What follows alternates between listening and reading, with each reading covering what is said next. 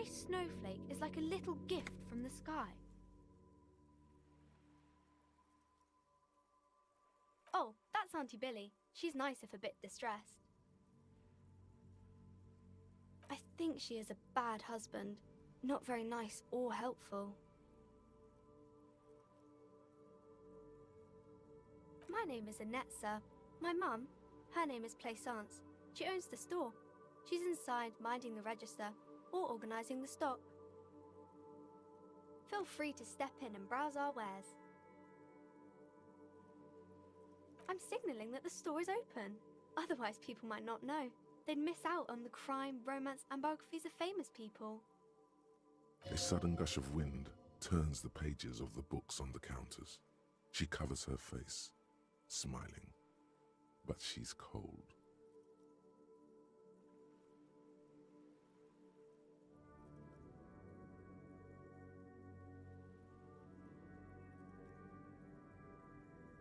Thank you, sir. I'm happy to help Mum out with the store. You fail to deduce anything substantial. She waits intently. It's okay, sir. You disappointed a small child. Well done, champ.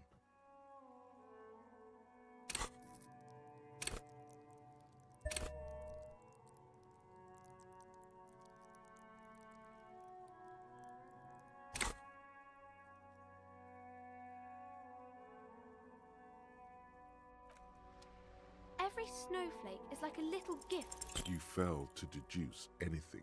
She waits intently. Come on, anyone would notice that.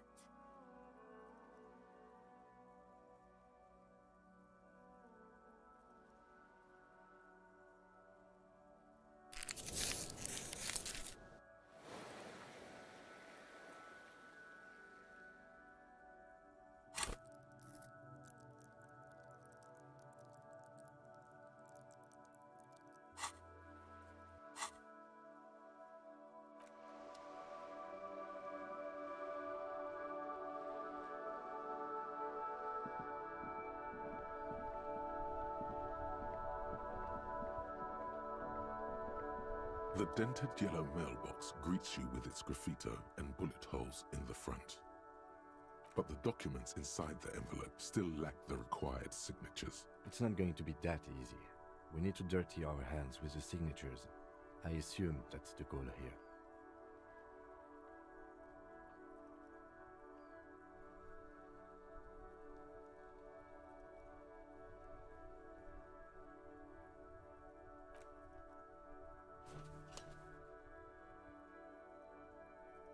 The mail collection box has no faith in your psychopathic manipulations.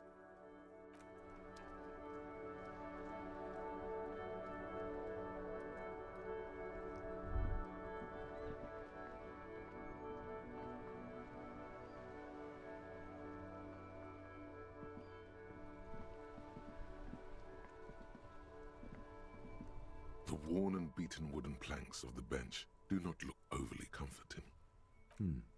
There. Let's go. You can revisit the bench if you ever need to pass the time when Lieutenant Kitsuragi is gone.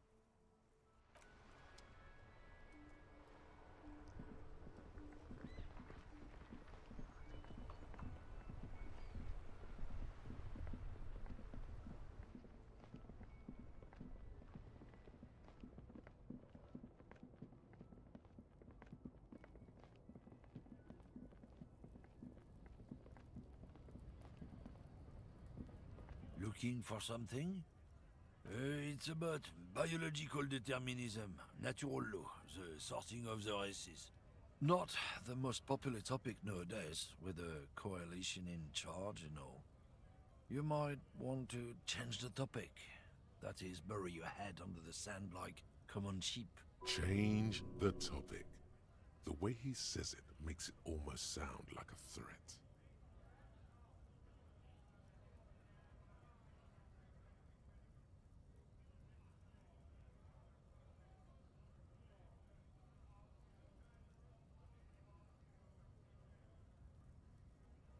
I'm not just racist. Look, I've read books, huh? The science of racial theory has all been proved. even if some people don't want to accept it.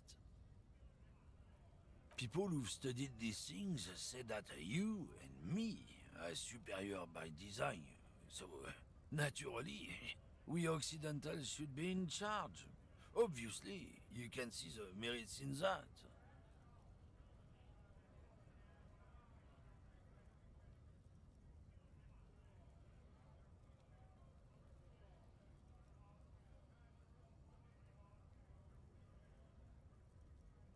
Open your eyes. Haven't you noticed something different lately? An unfortunate downturn, maybe? Huh? When members of the superior race cease to believe in their innate superiority, they stop competing for resources. The problem? The damn kips are showing a real good game lately. Same with the mosquitoes. And the other introduced species too. They're on the precipice of cultural victory. It's true. Also, you need to realize the dangers of mixing races. Who knows what might happen if people don't stay in their birthplace? You might end up with a new sub-race, with unknown characteristics, leading to extra competition. That's why you've got to control the offspring. Don't push your luck, Runt.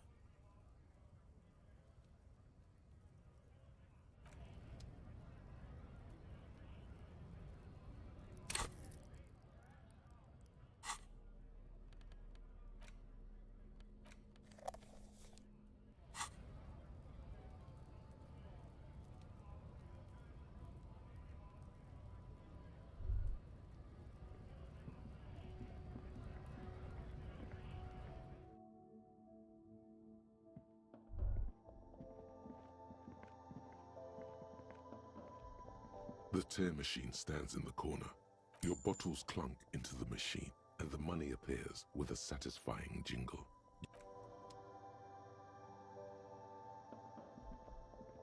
A small cabinet on the wall is filled with various medicine bottles, nasal sprays, and blister packs. They all bear the Saint Baptiste.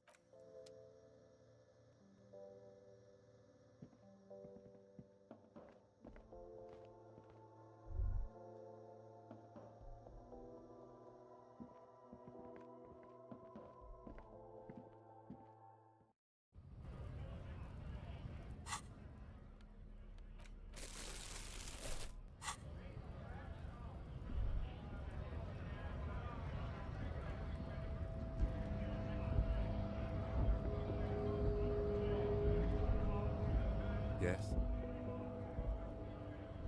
What do you want to know? No, it's not a particularly mysterious case. The deceased is a security guard for a corporation involved in a labor dispute. It doesn't take a DeLorean polymath to put the pieces together. I just don't see the case getting more mysterious than that.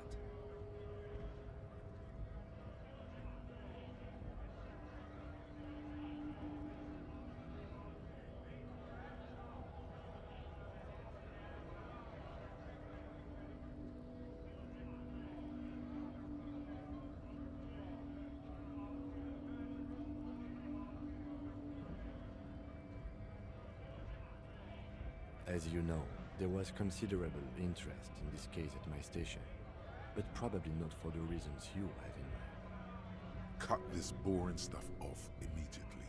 You know what this case is about.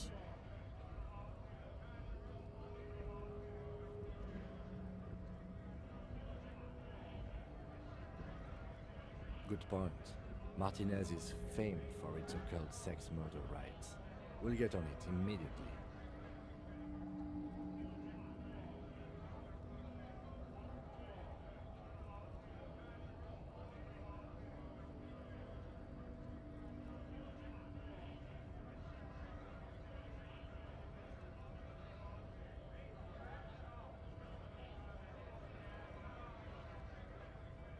That's commendable. Was there anything else? He's basically challenging you to sex it up with some lurid twist. Don't get right into it. Sit on it a bit, then hit him with it.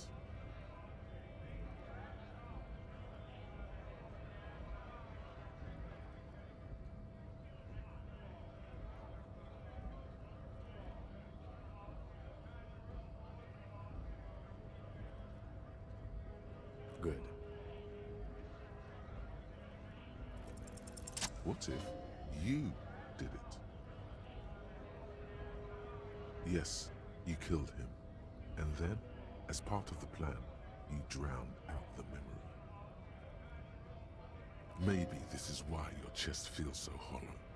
You did an awful thing, and you can't even bring yourself to acknowledge it. Are you sure you would have the strength to take down a hardened mercenary? You're not in the best shape.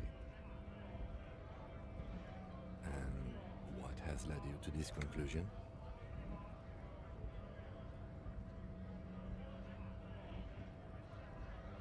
That is a common side effect of overindulgence. It will pass. I find that highly unlikely. It's not unusual for detectives to feel complicit in a crime until the perpetrator is apprehended, especially when the investigation is dragging. So let's get back to it, shall we?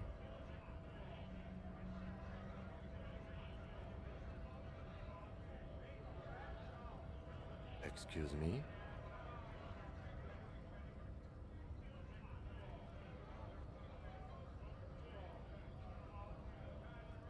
Frankly, Detective, you are in a deranged state.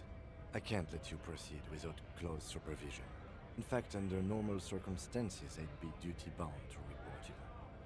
Take it as a token of good faith between our precincts that I haven't done so. The lieutenant thinks you're some unaccountable wreck who needs constant supervision. But you don't have to listen to him. You're free to disobey. Some you time? This is a police investigation, not a journey of self-discovery. You'll still have your evenings to yourself.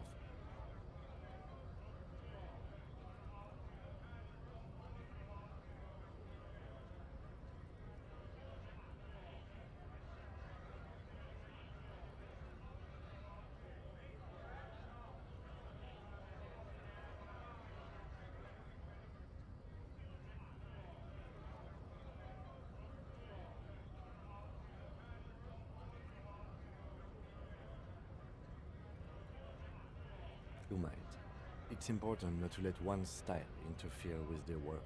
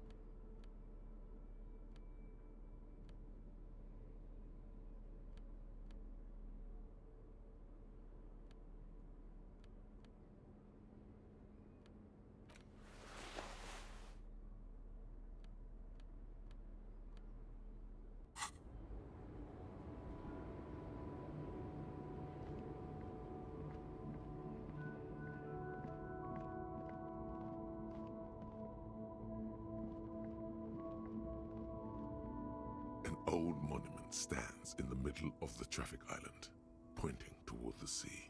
It looks as if the more you ask yourself, the less you know. One thing is for certain, though. Your brain damaged. It's serious and permanent.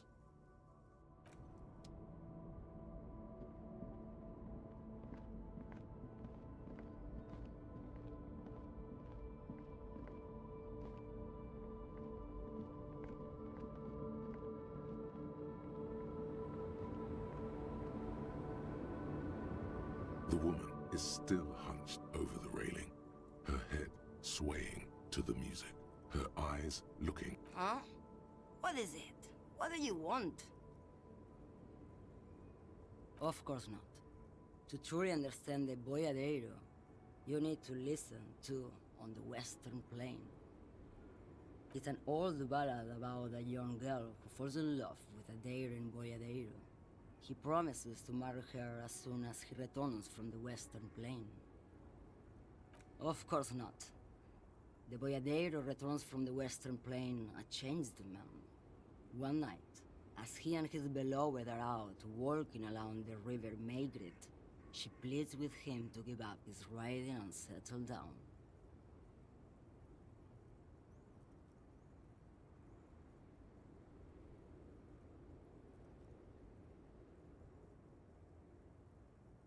No.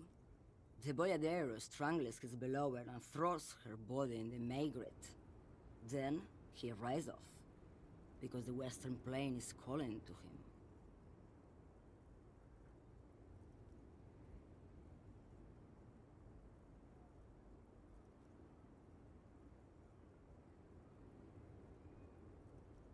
The most beautiful. A true boyadero needs a whole horizon to himself. He can be tied down by man or woman. His beloved was selfish. She didn't know what it meant to love a boyadero. What if to truly love a boyadero is to float lifeless downstream?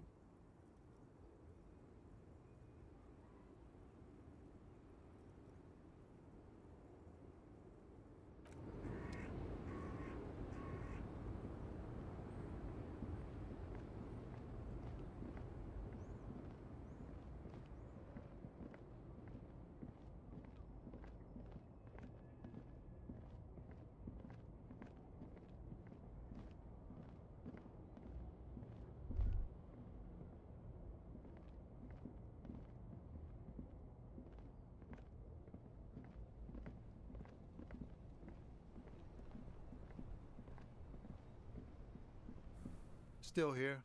Stuck in this damn jam, my man. What's up?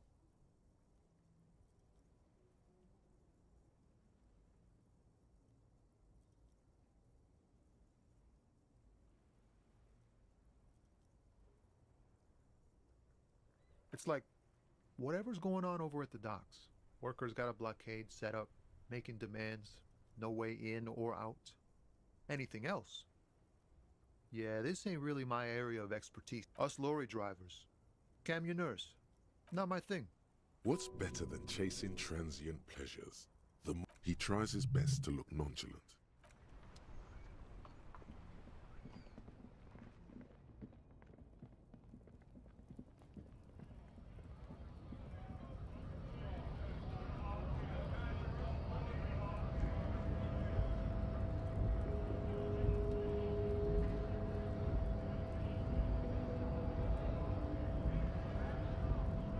Hola, wandering man. How can I help you now? We're negotiating our share. Aye.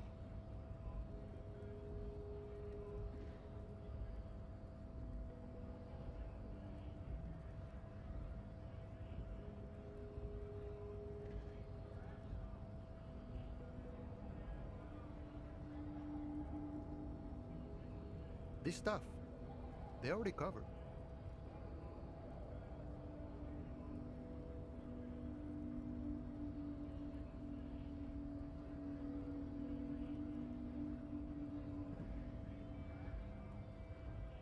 Never grateful. Were we ever grateful, we'd have nothing. You fight for every piece.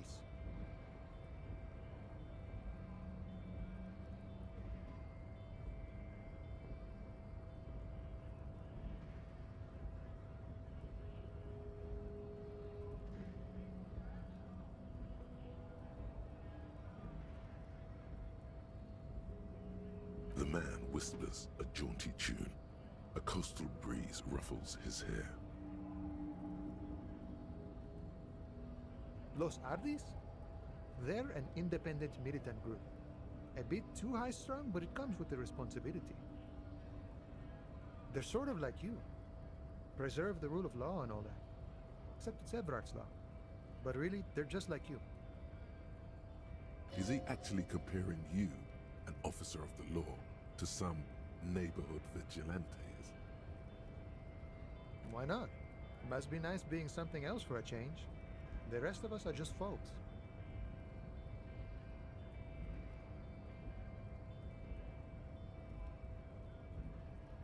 The mercenary, eh? Who could have killed him? That's indeed the question. That's so. I haven't heard anything about that. But if that's true, well, he was an enemy combatant. He was an agent of the opposition, attempting to undermine our honorable efforts. I ain't the murdering type, but that's just me. Large organizations like our union have all sorts of men, with all sorts of skills. Understood. This has been of limited use. Still, thank you. No problem. I wish the best to you in your search. Sure, I'm glad we're negotiating our share. Aye.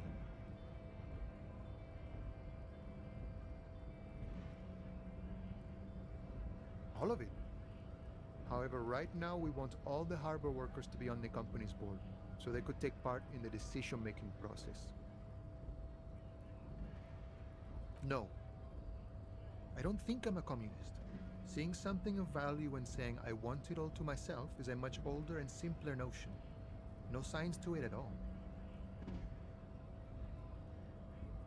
Even a weak child can think it. The only things holding someone back are I can't and I shouldn't.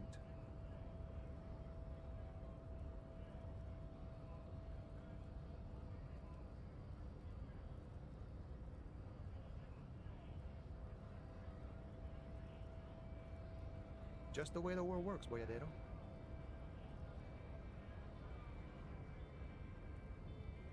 Sure, I've had the necessary free time.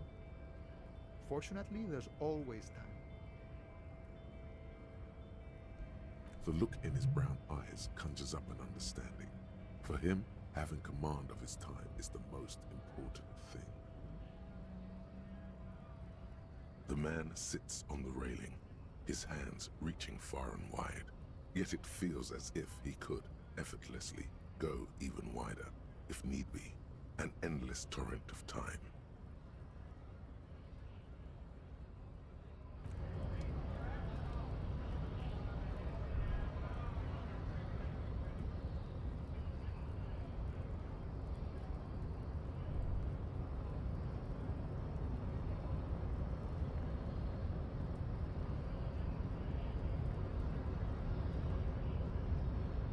Your race descent has only worsened. I think this racist is better than the last. But the next racist will be the really good one.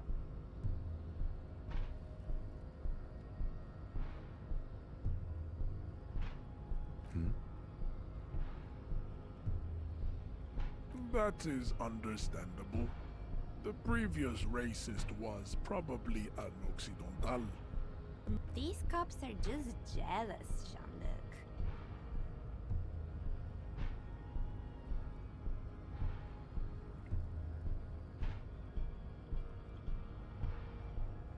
Racists are... Welcome to Revachol. You hear him yell at a redhead woman visiting the fritter nearby. I am not like them. I am craniometric perfection. I have taken the trouble to permanently draw a phrenologic correct.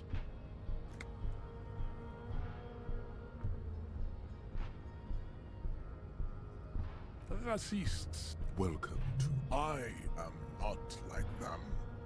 I am... Your silence betrays your inferiority. Oh, no. There must be some friction there. He's keeping it well hidden, however.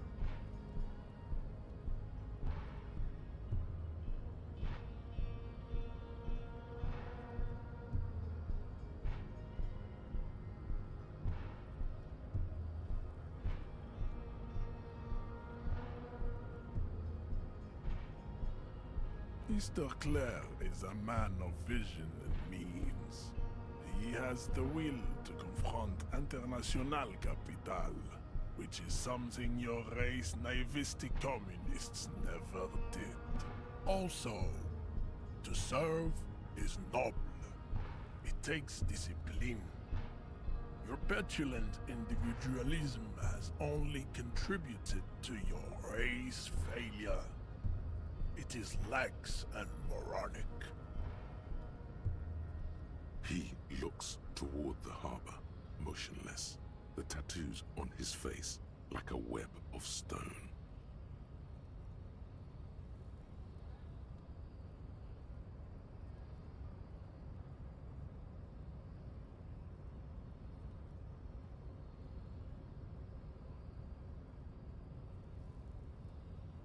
I am not the first line of defense. I am the last. In addition, these so-called Hardy boys are an effeminate clique of the Hardy manlets are on the pay of the company. I answer to the Union alone. And I do this out of race heroism. Finance is an alien concept to the Seminoles. Now leave me be. I must luxuriate in the company of my woman.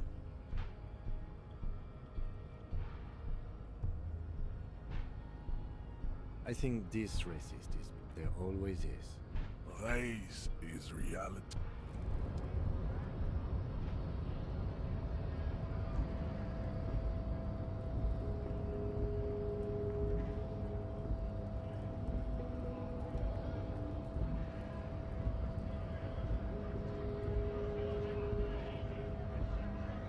Right to work! Right to work! Shame on you! When a bunch of ungrateful, lazy cockroaches beats me, they mumble nonsense about boardroom. When the man moves around, there's something odd in the way he carries himself. His set of clothing looks vaguely mismatched. The different pieces of the attire seem ill-fitting. His shirt is far too small and an unpleasantly tight fit, while the overalls, held up by a belt, seem to fit a man with much more corpulence. He ignores your question, choosing instead to turn to the emaciated workers, raising both fists in the air. The clothes are obviously not his. Free flow of commerce! Don't talk to him any longer. Just leave, please.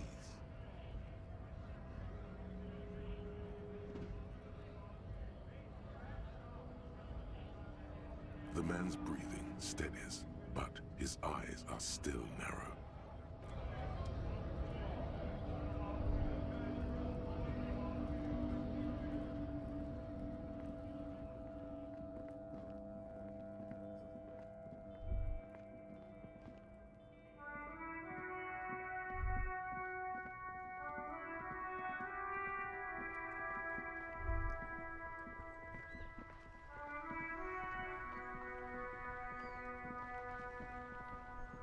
Inside, you see a set of steering levers, a radio microphone, a pull-out toolbox, and the soft glow of the fuel preheater gauge.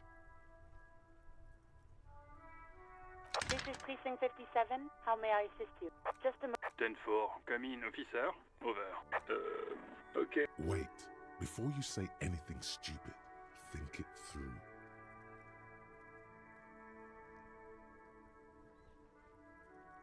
Be smart about this. Ask if he's there alone. 10-4, sir, I'm not hearing your question.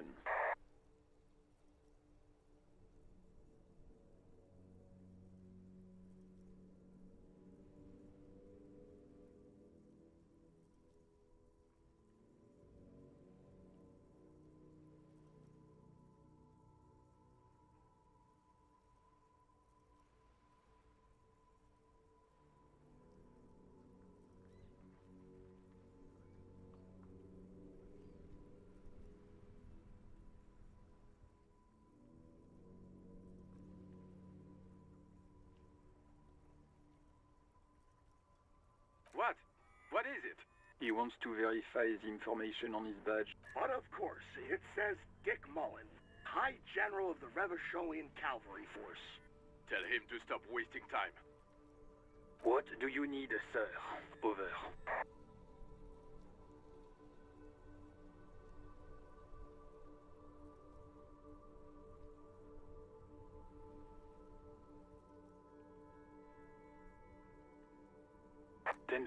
Well, that's, Does he actually want something, or is he hell-bent on disrupting our work? He asked if he ever told me about his days before joining the RCN. For God's sake, cut this shit out! Tell him to stop wasting time and be a goddamn policeman for a change. Sir, Satellite Officer Vicmar says... So, was there anything else? Understood, sir. Over.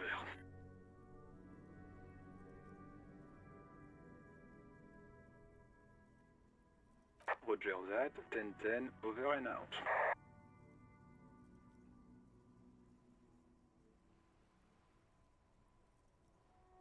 This is Precinct 57. How may I assist you? 57. In the cabin, you see a set of steering levers, a radio on a hook. The white suede feels luxurious under the touch, and the metal clutch handle so very familiar in your palm.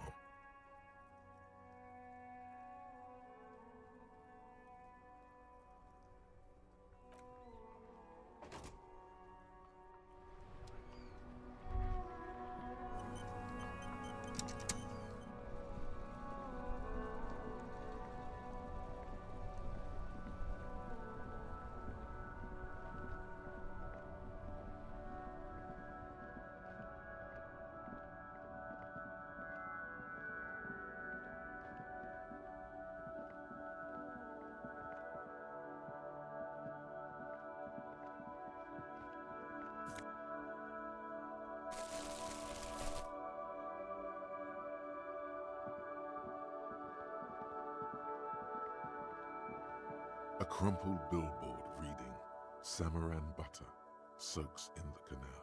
Two ugly lines mar the bright countenance of the blonde boy depicted.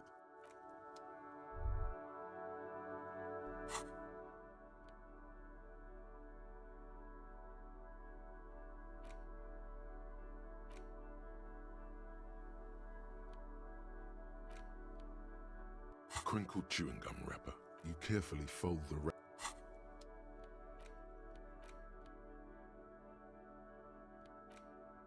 The face of King Fleet. This section, you also skip over an article about heavy fuel oil smuggling along the Messina border. Something about bear wrestling in Samara. Book riots in Yugograd. Face it, you really aren't interested in foreign affairs. You're not even sure where most of these countries are. You flip back to the front of the magazine. The table of contents unfolds before. Unsurprisingly, much of this section is taken up with articles declaring unqualified support for the dock workers' strike.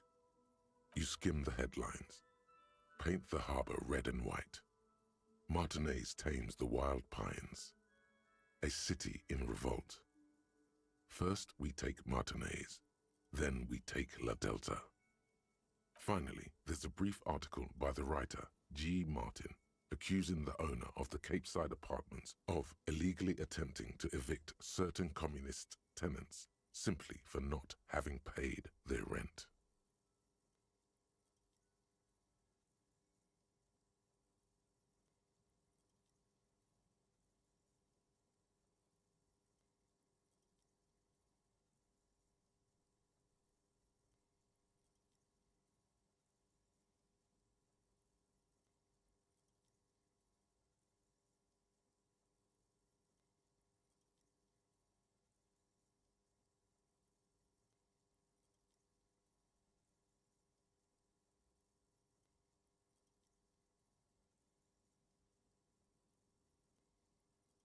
The writer G. Martin remarks dryly that capitalists love wealth redistribution so long as it's only redistributed upward.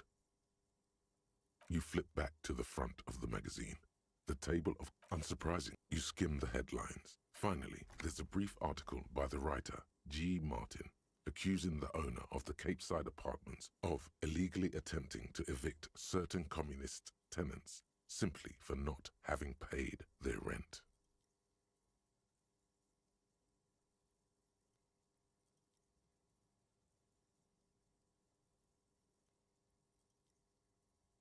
According to these editorials, there can be no accommodation with the forces of international capital or their mucilaginous allies in the coalition. Why do communists love puerile insults? And they wonder why they're always being left out in the cold. Judging from the context, it's something very large and fundamental.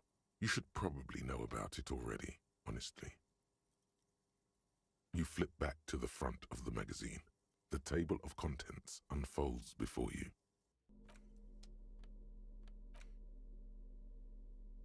You take the legal documents out of the youth center cuts into the ocean like the... I'm no property lawyer, but it looks fine.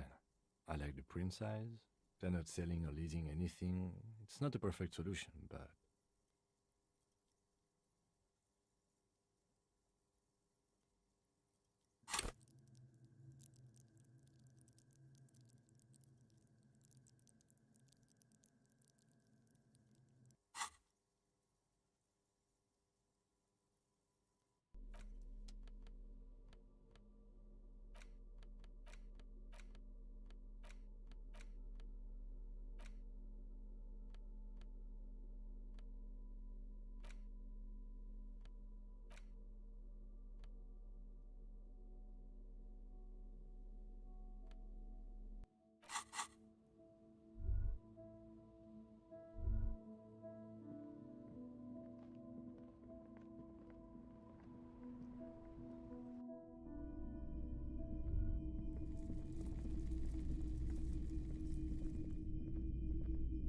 Hello, hello. Let me know if I can help you with anything. Of course. It's in working order still, isn't it? Just pick your tape and set it spinning. It all starts with the tape.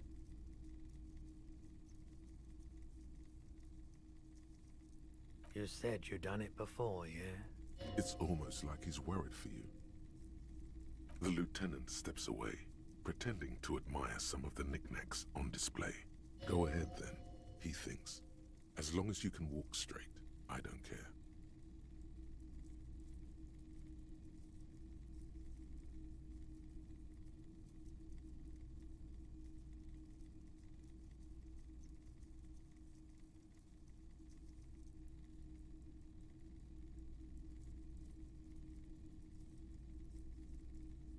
If you say so. Here you go, man. Yes, darling. That's the coalition government ordained parolidom. Straight into your gut. Not so sure about this.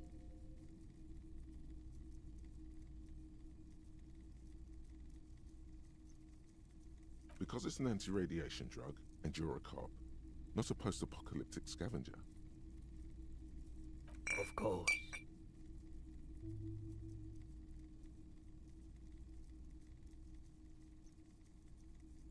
Sure, let me have a look.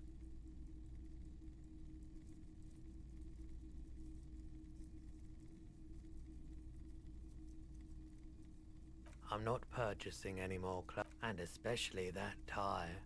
Your mother is a necrotic object! I'm... Another time, perhaps.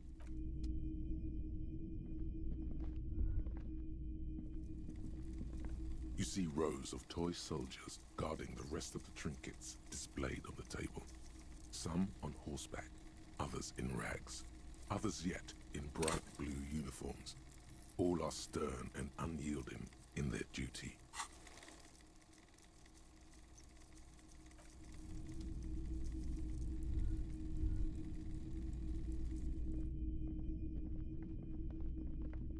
What a shirt. All other shirts pale in comparison to the muscular man with antlers. Smells like worn cotton and a little old sweat there. Worn cotton with a side of flea market or trash bin. Sniffing is okay, but please don't try anything on. Can't have you leaving your photon emissions in the fabric of things you're not going to buy. You're not imagining it. Photon emissions? What is he talking about?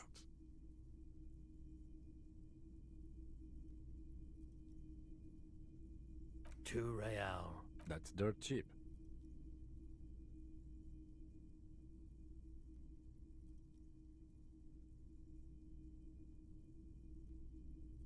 But why?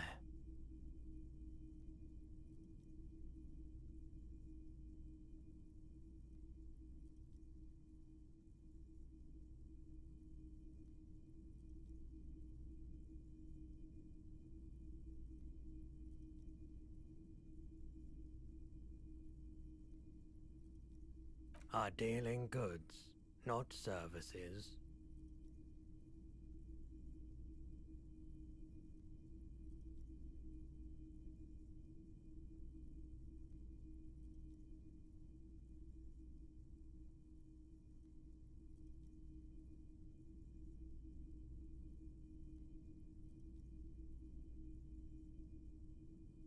Welcome to Helmdal, officer.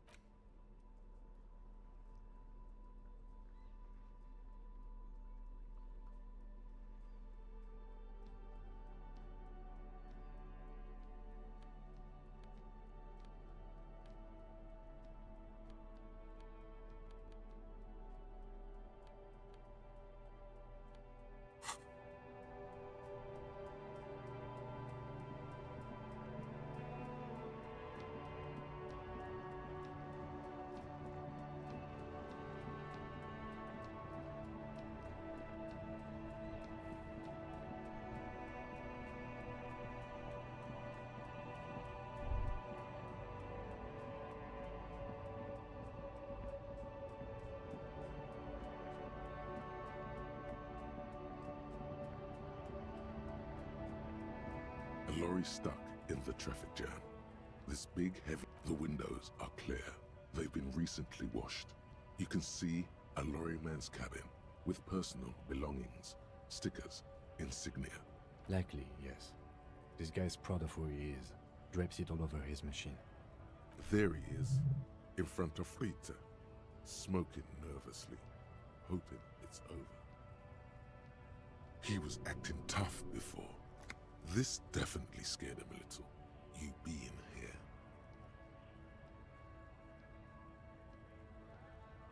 The driver has adorned his space with a substantial collection of peculiar paraphernalia. Proclamations about honor, strength, and purity are glued to various panels. A large metal pendant hangs from the rear view mirror. The pendant features a sun crown with wavy rays. The back end of the cabin has a small perch to sleep, large ashtrays. There are several suns and wheels sewn into the curtains. Racist nationalist paraphernalia. Not unusual in this part of town. This is our guy.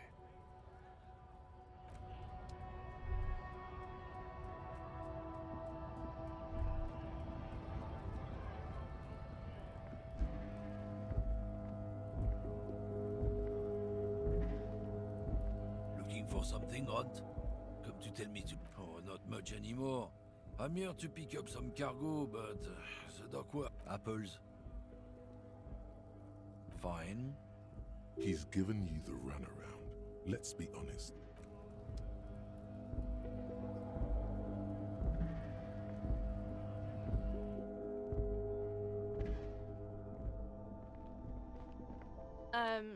Is this about the questions again?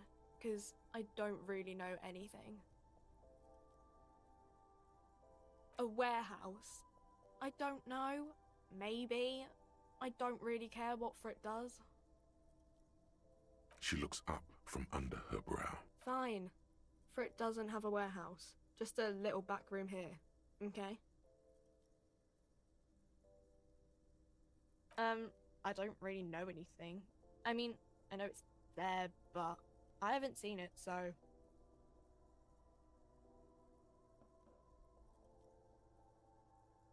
I don't know. No need to worry.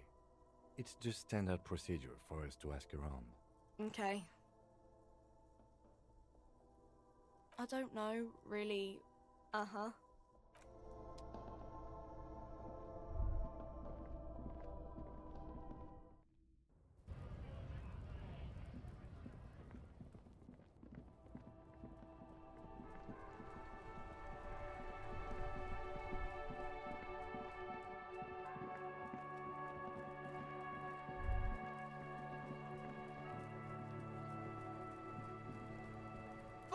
Kuno care?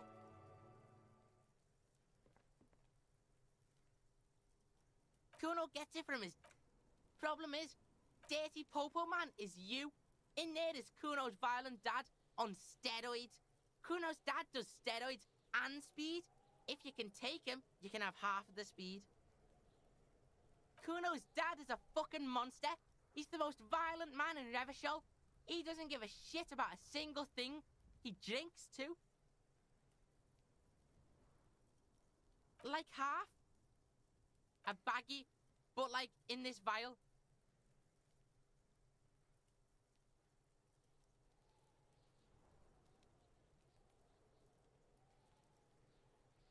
Okay, Kuno's listening.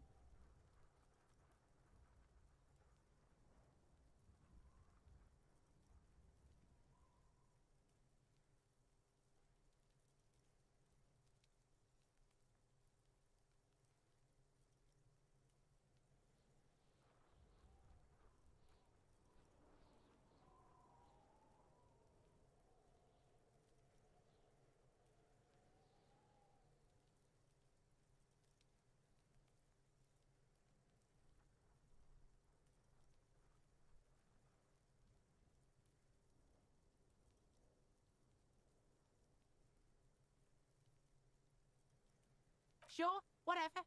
If you survive, make sure to bring that shit back to Kuno. Kuno's almost out. You wouldn't like the Kuno when he's out. Just get in the apartment building. Kuno knows you already fucked your way in. Kuno knows everything. Go to room 12, first floor, and kick down the door. Police violence style. Kuno style. And then it's action time. You're locked in the room with violent fuckheads. That's it. Next time Kuno sees you, you better have his shit. What the hell are you signing us up for here?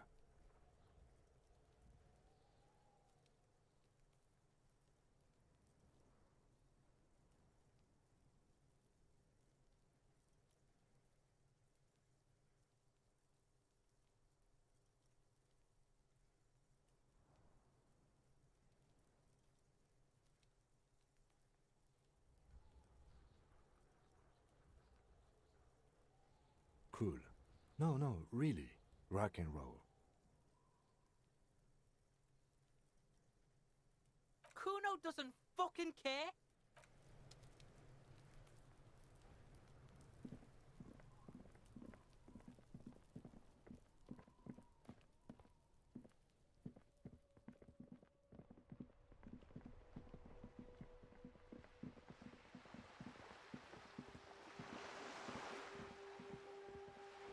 She's still browsing books. I know you are. Everyone can see that. The rectangles.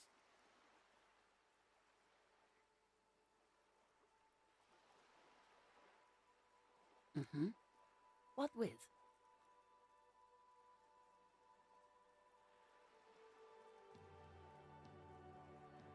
My husband?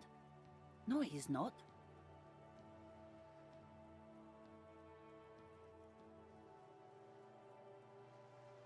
I don't know. At home now? Out drinking with his friends? Working? Where is this going, officer?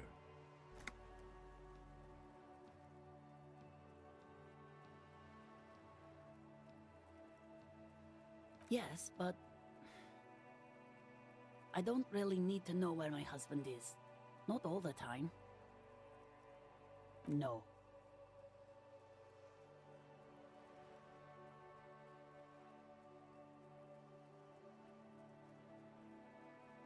Of course he's not. It's not like he's a pocket watch. I wouldn't just lose him.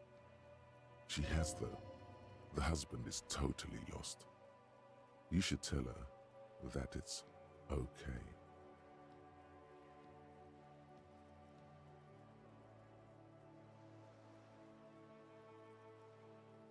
What?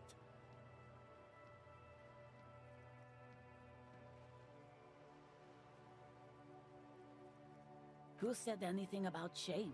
Stop. But he is. You can feel it. Or maybe it's something else then. Her hands move over the book covers. The tips of her fingers look rough, stained with yellow. The woman before you nods and returns to...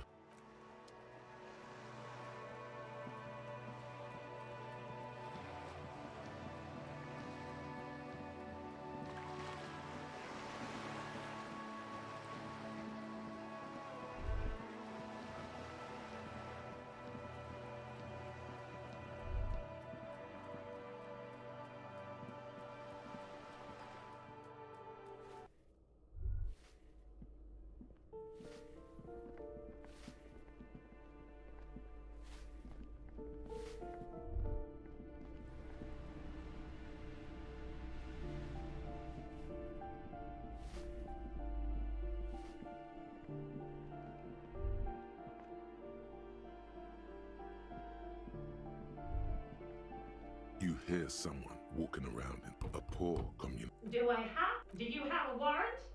Let's go. We don't have a reason to get inside that apartment.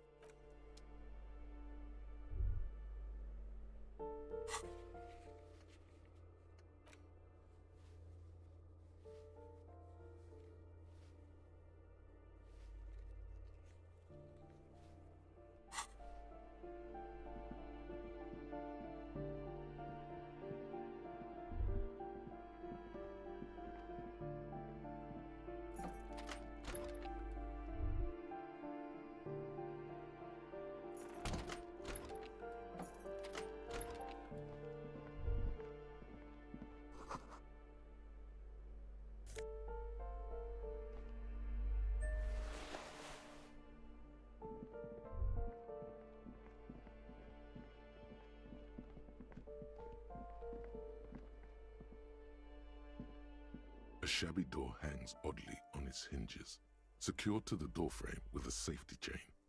An unpaid energy bill is attached, threatening to cut off the electricity. It's addressed to Mr. Uno Doroita. Your heartbeat quickens, palms go sweaty. The siren of amphetamine is singing you her song.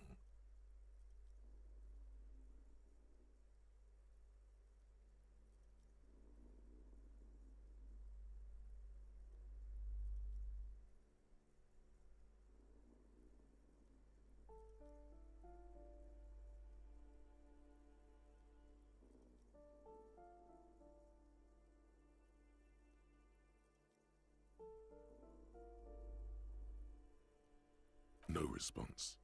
The apartment numbers have fallen off the door, leaving the panel with a sticky 1 shaped shadow and a marker drawn 2. You'll need to equip the chain cutters to enter. Snip right through the metal.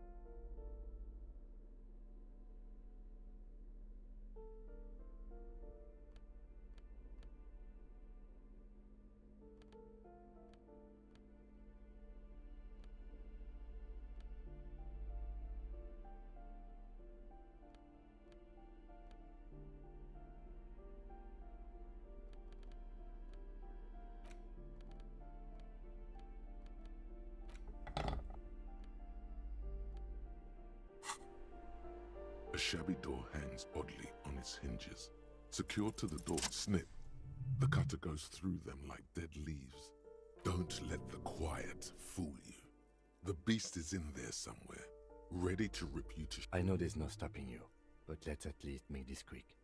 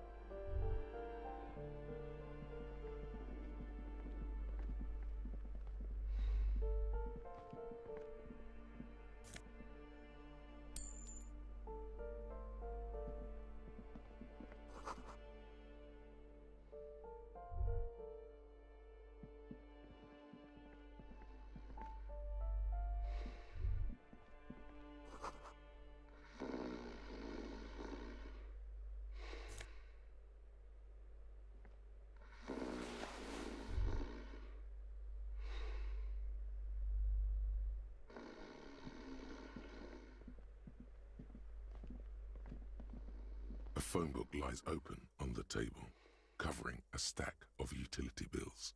Right next to it, in plain sight, sits a small bottle of amphetamine, conveniently equipped with a straw.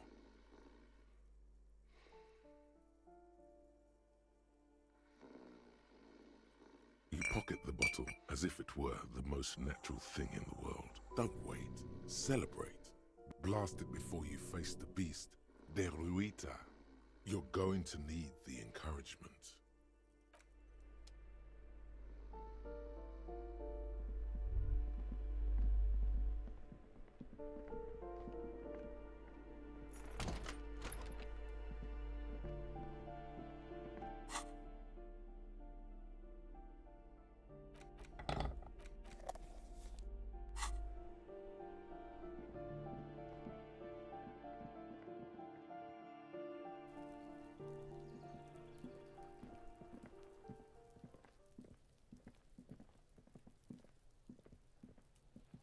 Trying to sneak up on me?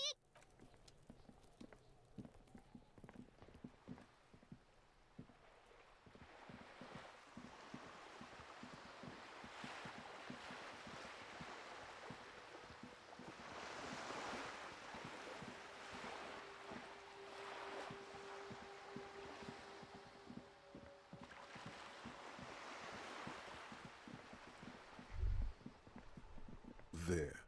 Working class drunk. You know what this means, right? Cracked it. All in a good day's work. What do you mean, what did I crack? Look at how working class that drunk is. No, it's not.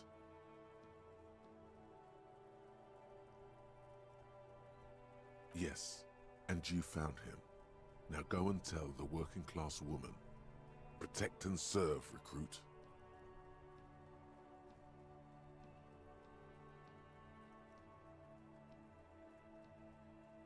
There's no need for champagne when there's honor, recruit. Go and tell the working class woman what you found, right now.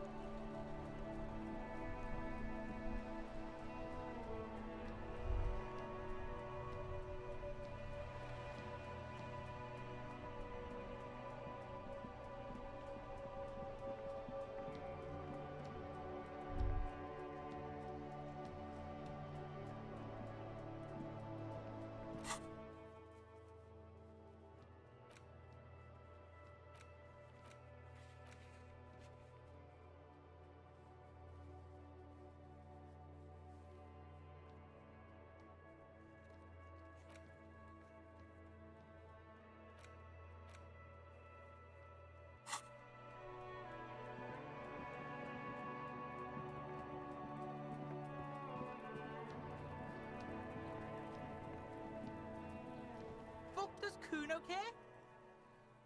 Alright, so you got Kuno's kilo. Here is how we do it.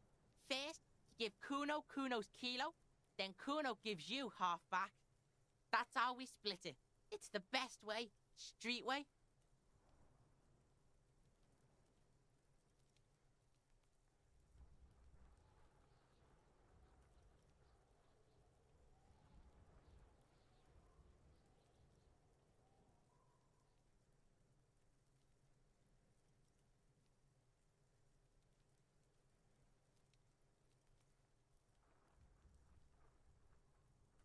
Wow, that's heavy. Here you go.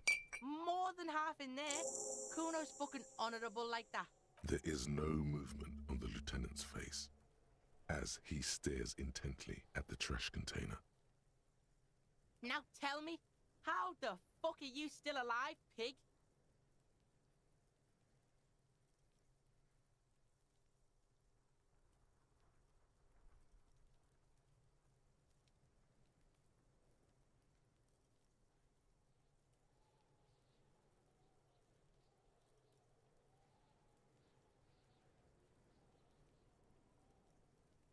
The fuck do you know about Kuno's life? Kuno's got plans. Get the fuck out of here. Yeah, we got plans. 6 meters underground, below piping from before the war, the collapsed remains of the Martinez storm drain system. There are 2 stolen flashlights with piles of batteries next to them, beside 2 bedrolls, in the dark and opening into the lower tunnels.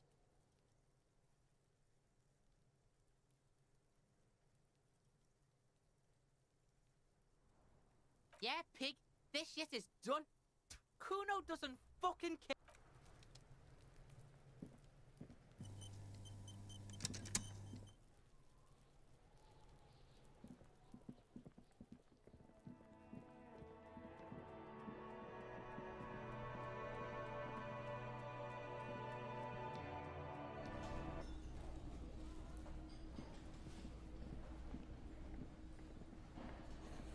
It's you again.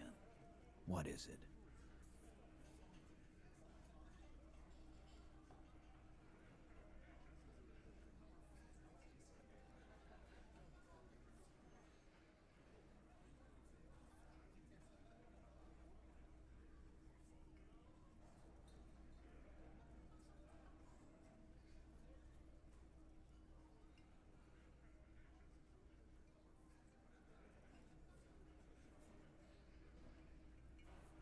What are you talking about, man? Or what? You want to be the 8th Hardy Boy?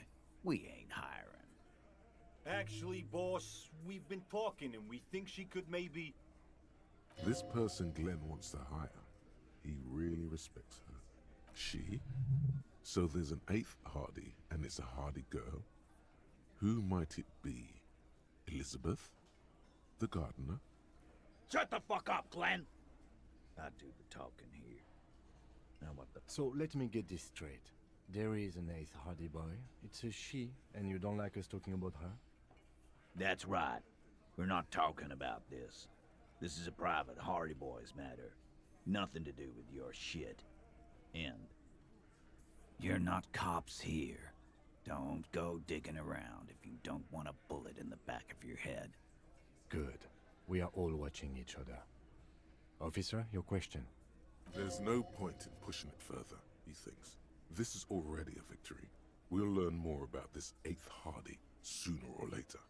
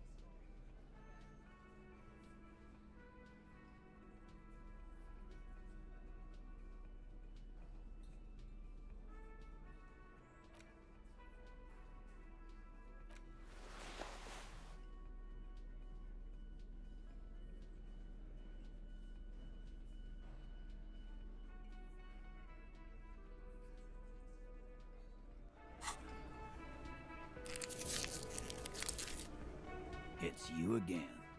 What is it?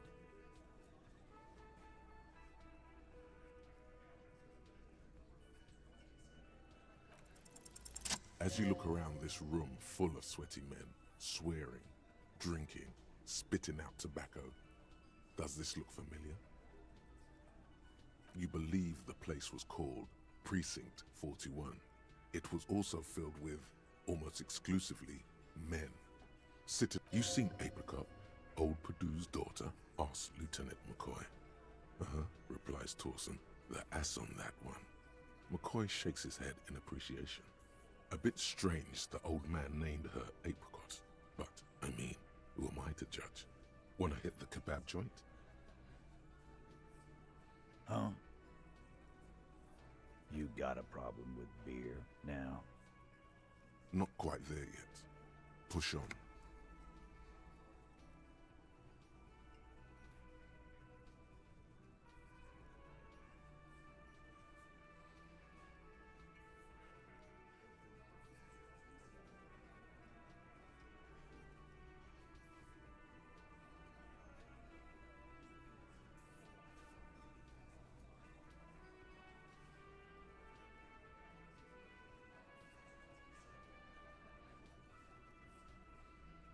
Speak for yourself. They didn't see shit, man. Kids getting shot. We had 3 shootings a week. Fucking graffito everywhere. You cops haven't shown up since the 30s. Congratulations on the graffiti removal.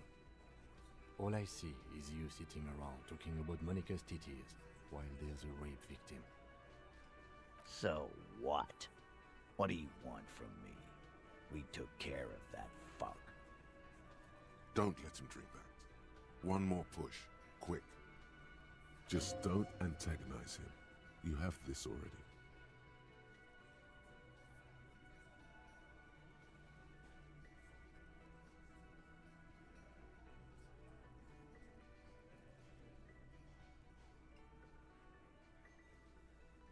Titus? She stops mid-sentence. That's it. You got him. He's going to give it up. You want to talk to her, cop? Fine. I'm gonna let you talk to her. But you treat her with respect. If you don't, if you question her, harass her, a freight train of pain, buddy. What is her name? Glacia. I'm on due. She's staying here at the Whirling in Rags. A real pretty one. Silvery jumpsuit.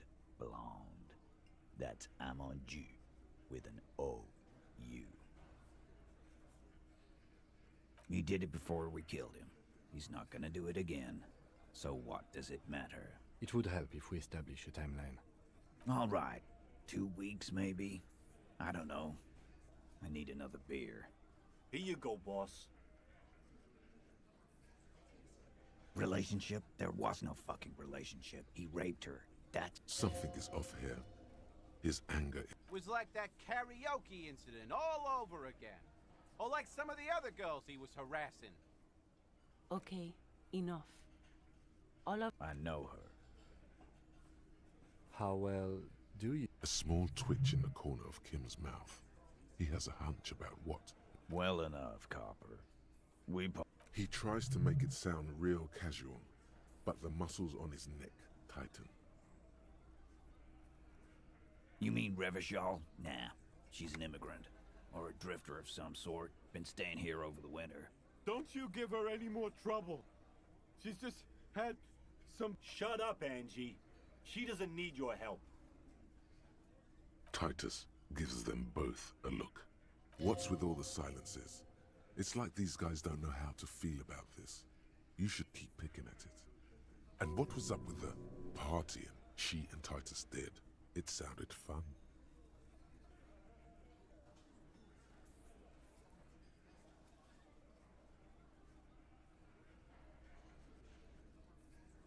What do you think I meant? Yes, yes, and no. Got something to say about it? No, we just fucked. That's all. I'm not gonna give you any details if that's what you're after. He really went out of his way to seem comfortable with this topic. That's all you're gonna get for now. Remember what I said.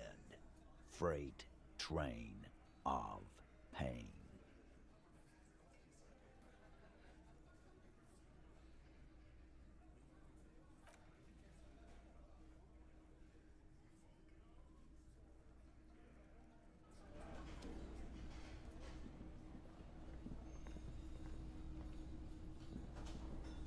I've got nothing to say to you. Why are you wasting your time? I am not.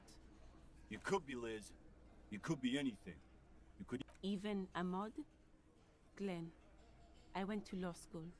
I am an attorney. He's right. With a face like that, she could be on the cover of Le Debutante International. The cold look in her eyes speaks louder than words.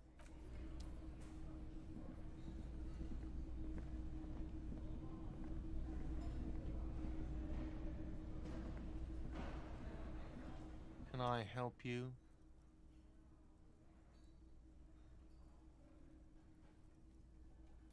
Another thing. Great. I love those. Yes, and the phone company is taking its sweet time sending someone to fix it. Losers. It's not strange, it's inconvenient. Who told you that?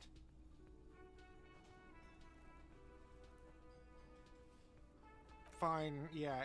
It looked like someone had messed with the wiring. It was shortly after the hanging, but I don't know if it's at all related. Plenty of... If you do find out who cut the line, though, let me know, so I can forward them the repair bill.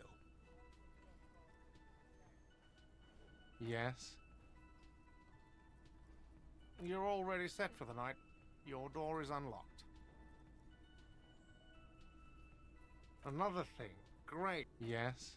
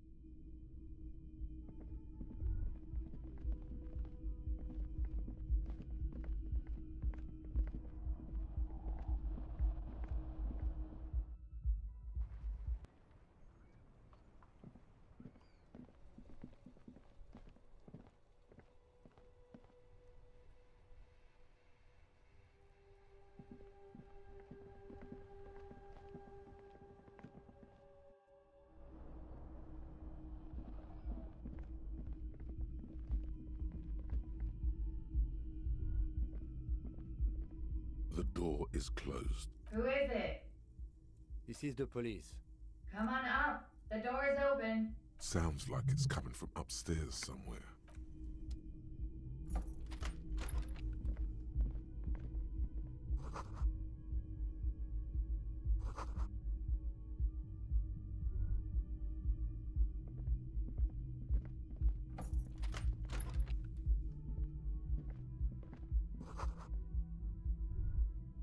This medicine cabinet is full of wares. Sheets of pills, haphazardly stacked, one on top of the other. There's also a toothbrush somewhere in there.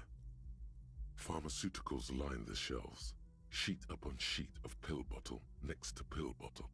Acetylic acid, APAP, eye drops, blood thinners.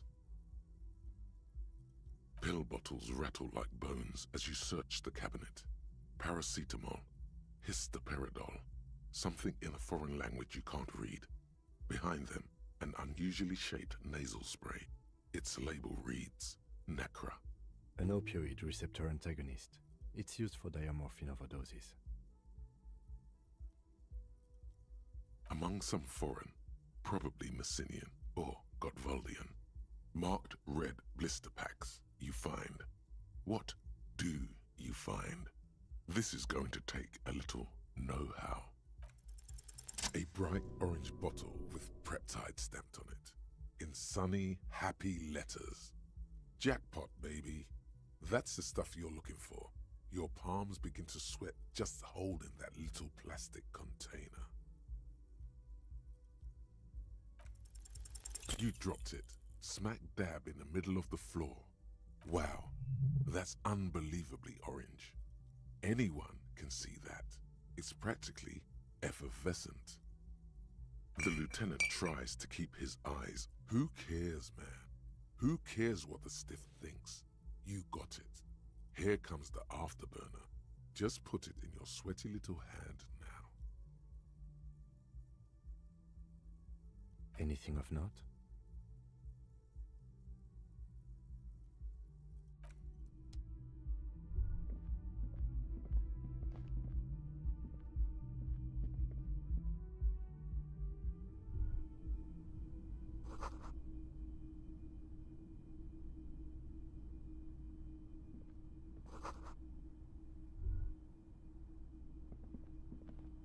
This window is pristine on the inside, unlike the one next to it. Light from the desk lamp reflects off the glass in an untarnished golden halo. Smooth as ice. There are spots of mud and rain on the outside, even smudges. But the surface of the window is clear from the inside. No chips, no hairline fractures. Following your lead, the lieutenant leans in closer to inspect the surface. Looks like it, yes. You know which window has not been recently replaced?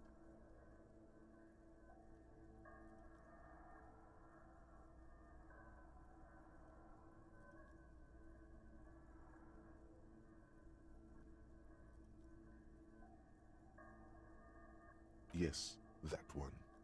Cold wind is seeping in right now. Just one floor below you. Messing up your concentration here.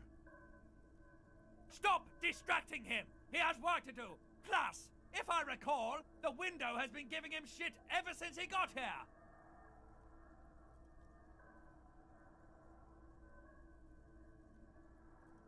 Looks like it, yes. You know which window has not been recently replaced. Whatever it is, it's messing with your concentration. Stop distracting him!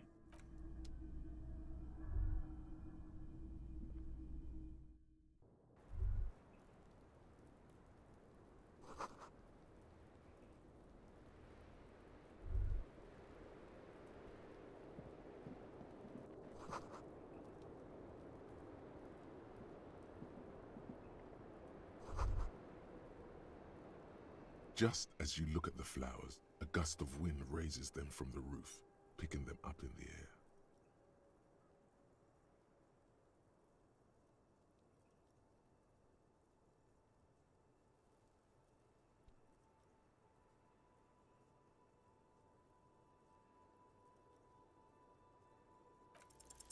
The wind brushes them.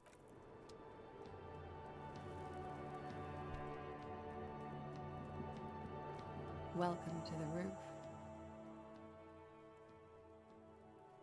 Her hair is still slick from the shower.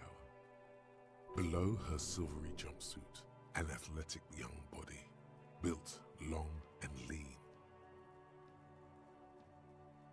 I'm sorry for the mess down there. The cleaning lady hasn't come by in days. I'm beginning to wonder if she ever will.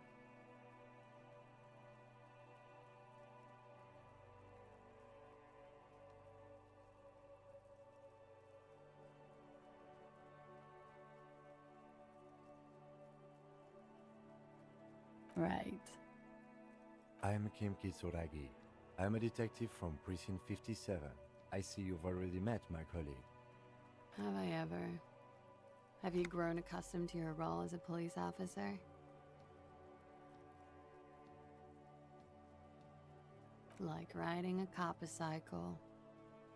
Miss, we are investigating the murder of the man down there. The people who put him there have asked us to talk to you. Oh, I see. Be careful. Ask something else first. When you go there, use words like I hear you have been through something difficult.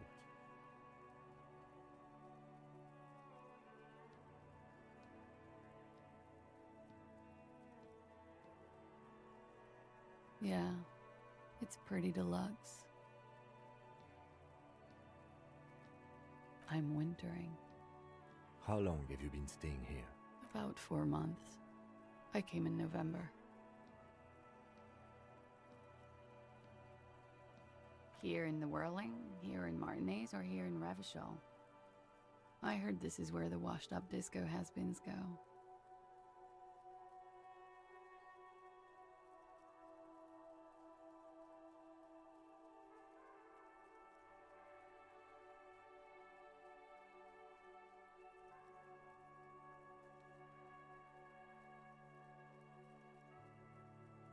Funky town.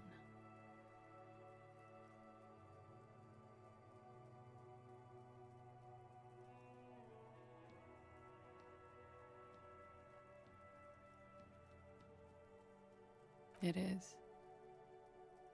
The lieutenant makes a note in his notebook. He finds the answer unsatisfying.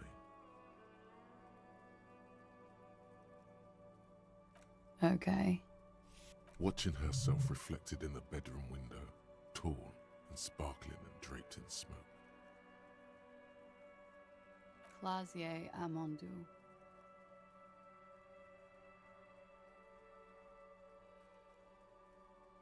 Vredefort, Republic of Oranje.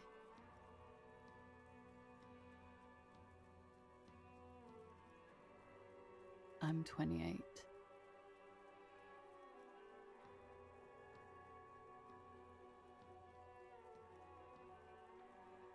Something stupid. Want to hear what's stupid? Somewhere in a one-room apartment on Boogie Street, a young man shows Patrol Officer Tilbrook his genital warts. Ask him if they're cancer.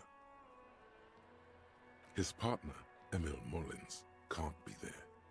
He's in another apartment with another man who's showing him a dead dog under the radiator. It's dead, Mullins says. No, the man replies. I touched him. He's warm. He's warm, Mullins replies, because he's under the radiator.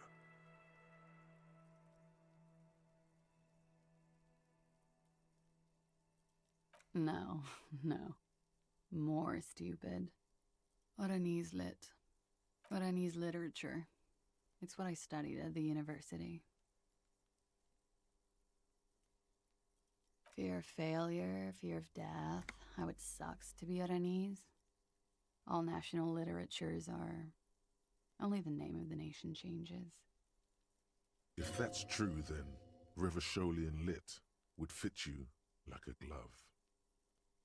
A bad memory, officer.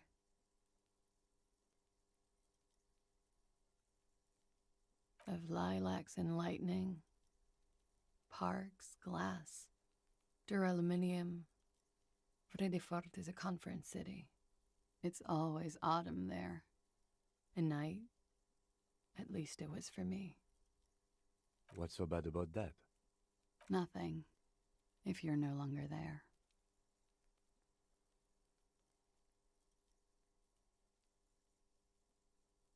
I'm afraid you can't, officer. Why is that? Because it's buried in a sealed plastic bag at an undisclosed location on the coast, along with cash and airline tickets. Thank you for your candor. Why? They say so in your tourist brochure. Keep travel documents away from your person when west of the river.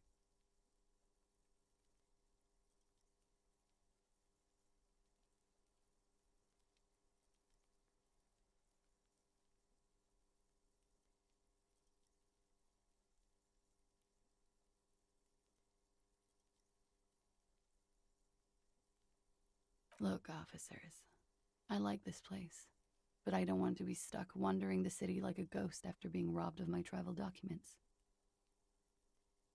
I don't want to become an indentured servant in a brothel on Boogie Street, and I don't want my relatives to pay the ransom. Okie dokie.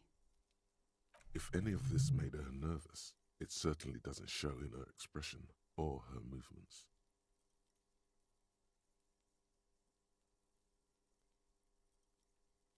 The record. So official.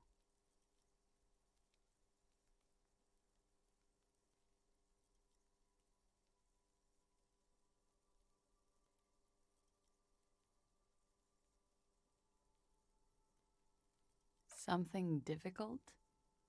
I've been through at least half a dozen difficult things. Which one do you mean? It's a bit early in the morning for raped. She sounds positively buoyant, vivacious, totally unbothered.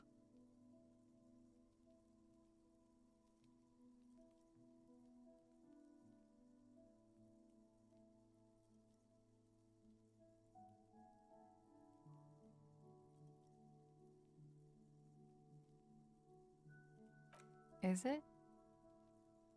It is evening. Time flies, man.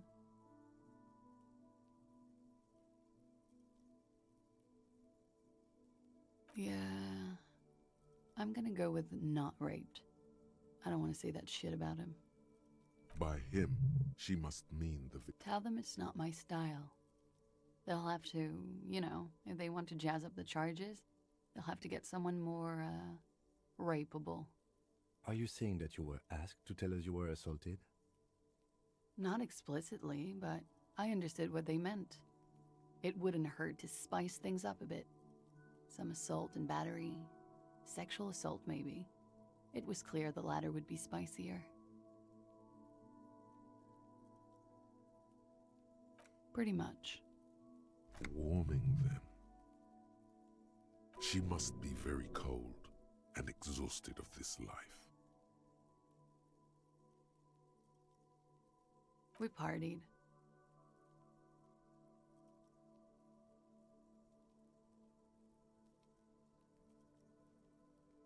With all due respect, sir, I think we partied a little harder than that.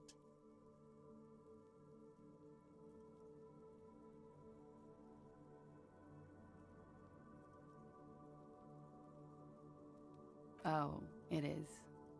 You're still alive. What did you do when you partied? We drank, sir. A lot. For weeks, basically. We had that effect on each other. We made each other drink harder. That's why I liked him. What else?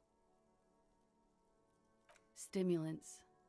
Speed also has that effect, making you drink harder. And then drinking harder makes you do more speed. It's quite the combination. We also had sex. A little. The drugs were good enough, and we did enough of them. How did you two meet? Downstairs, at the bar. He was on some sort of assignment, a military man, as you probably know. Had a cool, scary scar. She appears aloof, but that scar part, the scary, is stressed and drawn out. What's that about? With longing. She misses him. When was this? A month ago? Something like that.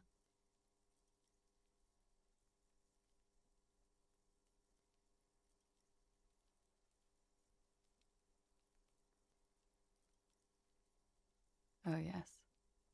I've had a great view. From the roof, out of the bathroom window, in my dreams. A bitter cringe. It hurts. You look to the lieutenant. He takes a small step closer. You called us, the RCM. Yes. I made it. And I would appreciate it if you didn't tell everyone. In Martinez, they call it snitching. Reporting crimes is confidential in Ravachol, miss.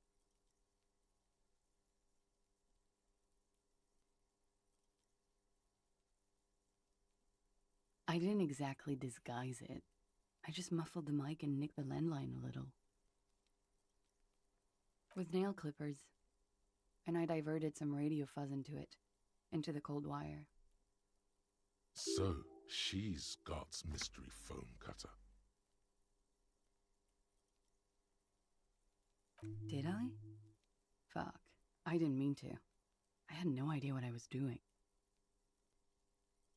I don't know, sir. It was stupid. I was drunk, too. I was probably afraid the Union was listening in. Locals say they have ears in the wires.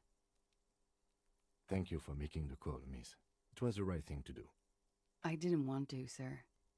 But if I hadn't, he'd still be hanging there.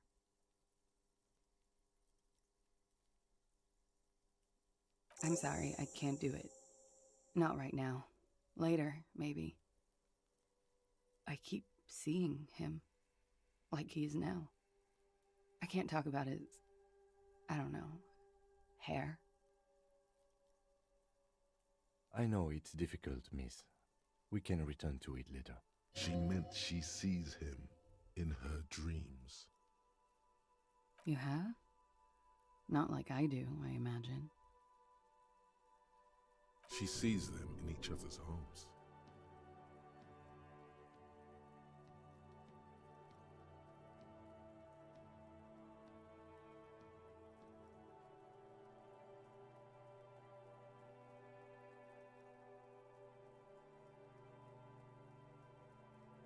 She fishes a cigarette out. I can see the similarity, yes. Funny.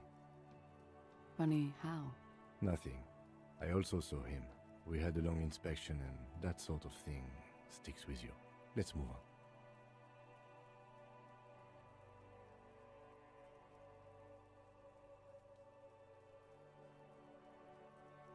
He had something to do with the strike. One has been roiling since I got here. Rotten timing.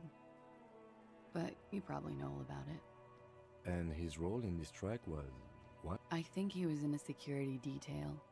He was ex-military, worked for Wild Pines, and against the Union. We didn't discuss work much, if you know what I mean. But I understood it was dangerous. And they lynched him for it? She nods.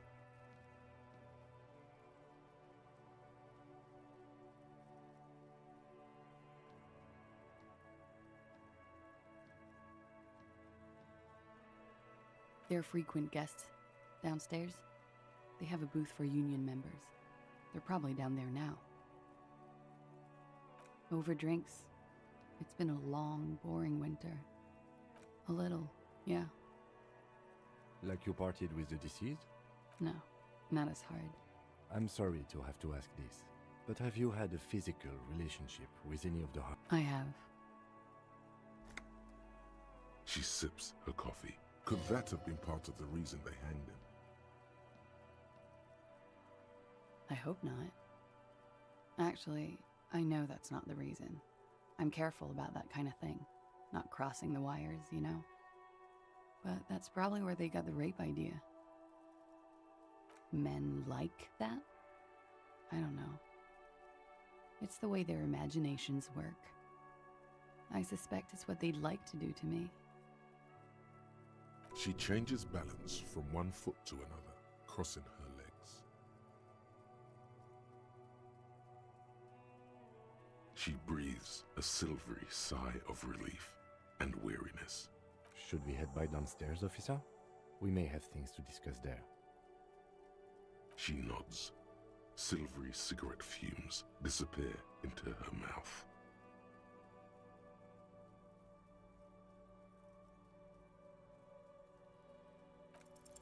She looks back. Don't worry. We will protect you from her beauty. We will consult you through. You are advised. There are muscles on long white bones that line her limbs, just below the silver jumpsuit. The strange moment ends. It was brief, no longer than 2.2 seconds. Why not? I'll be here until 11 p.m., drinking coffee, most likely.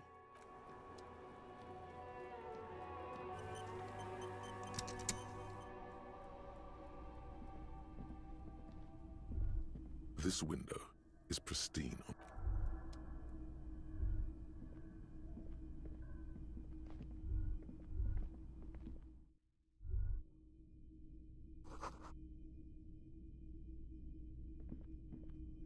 Looks like we have more to discuss with those so-called Hardy Boys.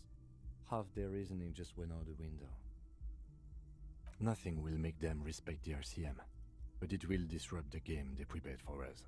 We just stripped off one layer of whatever it is. Her decision to not corroborate their story was definitely not part of the plan. What else could she have done? Lie? She saw there was no way to lie and get away with it. If not you, then me. It was a smart move from her. You think so? Being candid is the best way to lie. The appearance of candor with some facts thrown in draws attention away from whatever she may be trying to control the pace of the investigation. Anyway, we should move. I suspect our inquiries will bring us back here soon enough.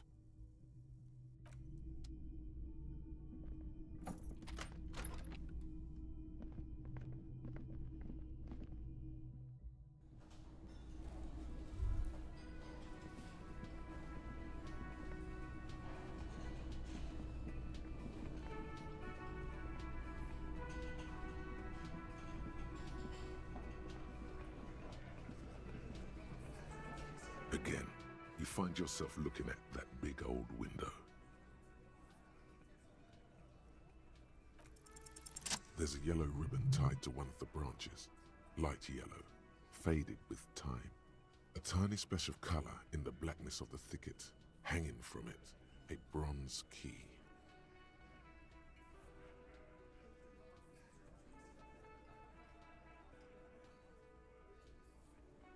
Huh?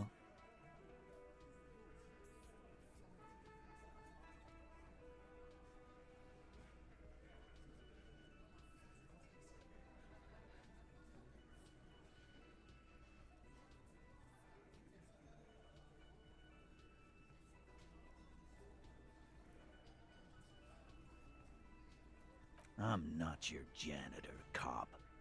I don't even know what... If he says it's there, it's there. And I need the fatty to get his feet amputated. God damn it, Dennis. You know I can't help it. Sorry, fucko. These guys won't help you. Looks like you're gonna have to go bush diving. The Hawthorne's got a bitch of a bite. I'm gonna enjoy the sight of you in the bushes out there. With a loud thud, the old man stands up, pushes the window open, grabs the key from the hawthorn branch, and slides it across the table to you. The key is brass. Workshop spare is etched into its bow. The old man closes the window and sits back down in silence. Come on, man. We were just having some fun. I'm tired of listening to your shit. Don't thank me. I don't give two shits about your key.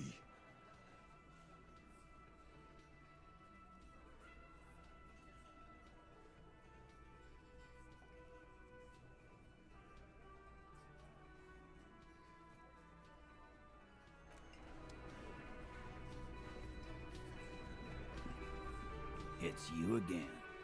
What is it?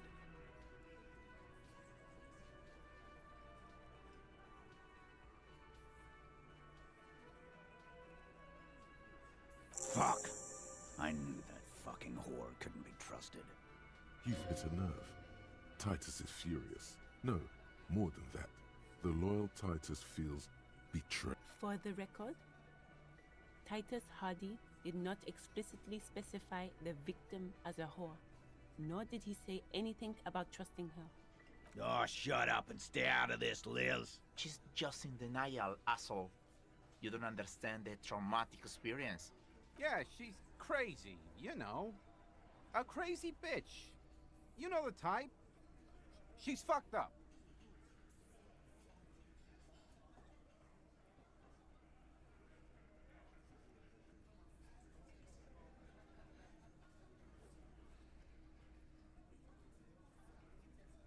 Lawman, I'm at the end of my goddamn rope with you. I fucking told you not to push her. His hands become fists. And you went and pushed her. Hit you. Duck.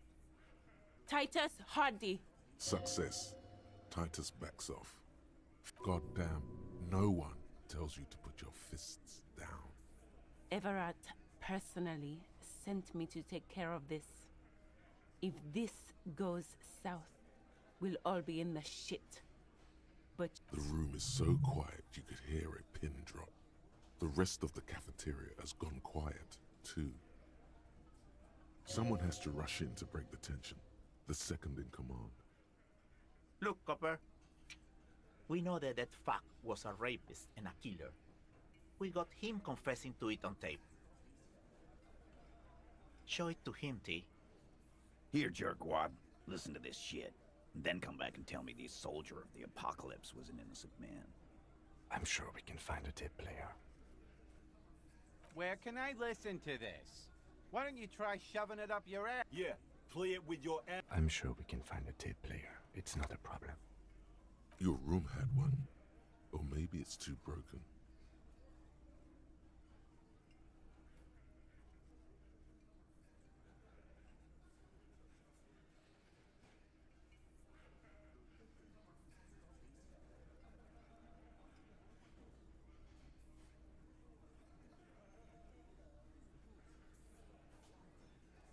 Don't forget your tape, lawman. Compliments of Titus Hardy. You do that. Oh, and keep it. Maybe you'll need a reminder of human ugliness someday.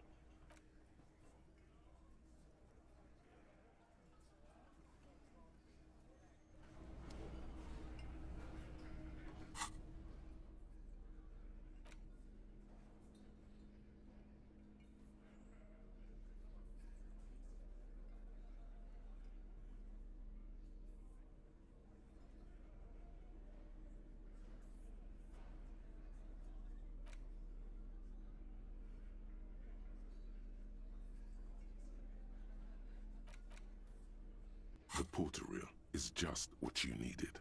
The reels attach to the apparatus with a satisfying click. The tape is routed behind the magnetic reader. You push, command set, and the tape starts spinning. Violent static and machine sounds fill the air. This isn't Revachol. This is a fucking village. I can almost see the elephants. The harbor. That's the son of a Kvalson crane. When this shit is done, I'm gonna tear that place up. Soldier of the Apocalypse style. Kill shit. Dogs and chickens too. Gonna run a room, Cordy. A real nice room. I'll fucking do them all in. Rape that disco cunt on the counter. You know, the dance a whore upstairs. Do it Kohoi style. Never did get that taste out of my mouth. The lieutenant presses the button marked Arrête on your porter reel. The tape stops spinning. End of recording. It seemed authentic enough. Probably recorded off the shortwave, then edited to seem more incriminating. He sounded like he was on patrol around the harbor walls.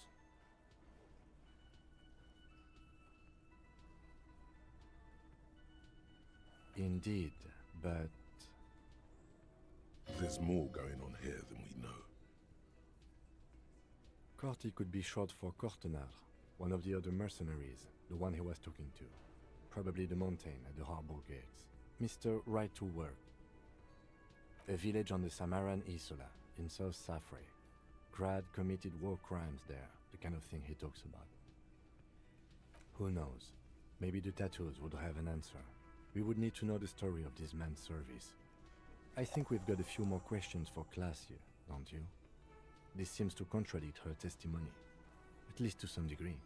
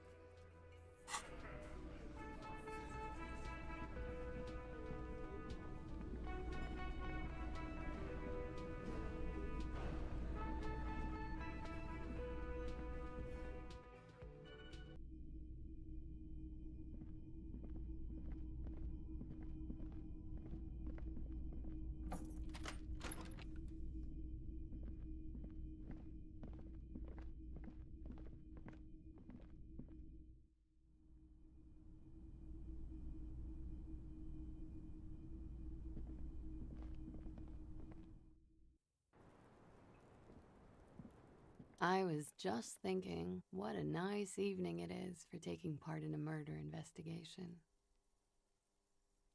Not my favorite topic, but okay.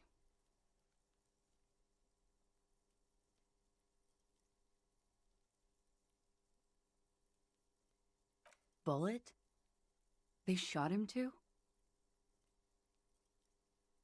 They stripped his clothes and they shot him? You mean after they hanged him? I'm confused, sorry. So am I. Were you aware that he had also been shot, miss? Things are starting to go a little over my head here. I thought he was hanged. I was not present when they did it. I don't know what happened. I just know what they told me. And still... It's hard to know what to think about that answer. She's just tired. Don't push her too much. How about we, change the subject to something more lighthearted now?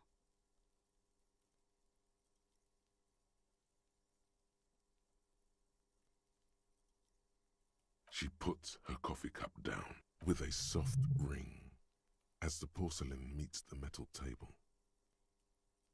This does not surprise her. Did he? I never said he was a good man, or that he had good intentions, only that he was never bad to me.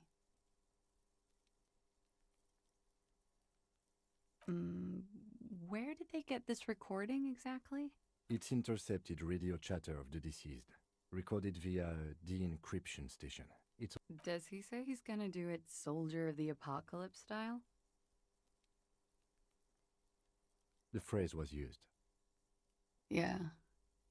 That was practically his pickup line. A memory surfaces in her tired neocortex. It's not entirely unpleasant. Did he say whores a lot?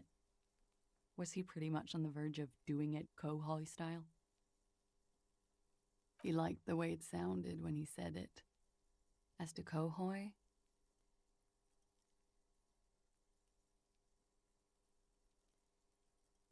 he wasn't actually there. He didn't do a tour, or at least didn't tell me he did. Would have been overkill anyway. He lived his own little Kohoi. It wasn't his everything.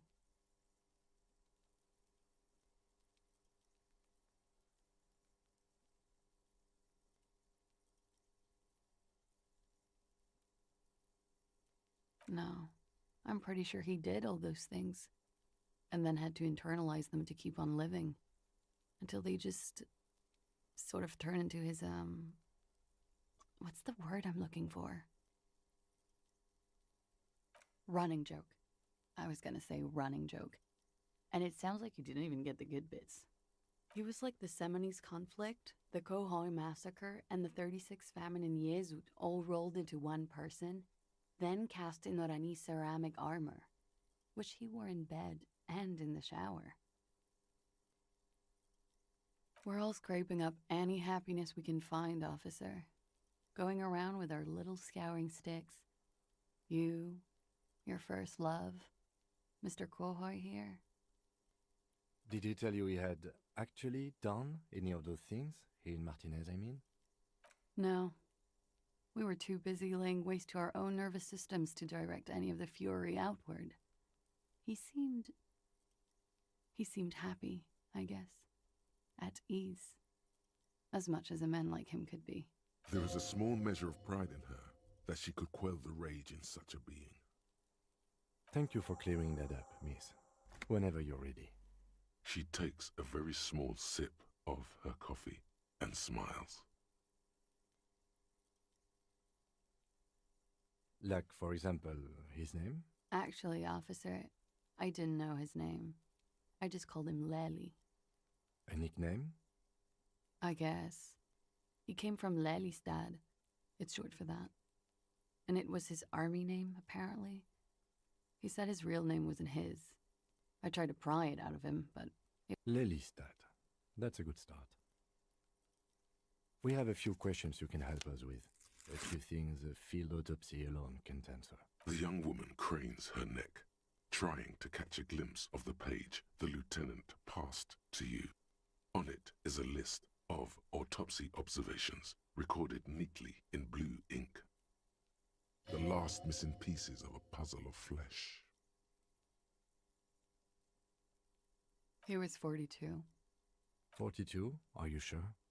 He had many scars that made him appear older. But no. We even celebrated his birthday, like, some weeks ago. It was a funny 2 days. We were slightly off then. Thank you for clearing it up. The adversary one.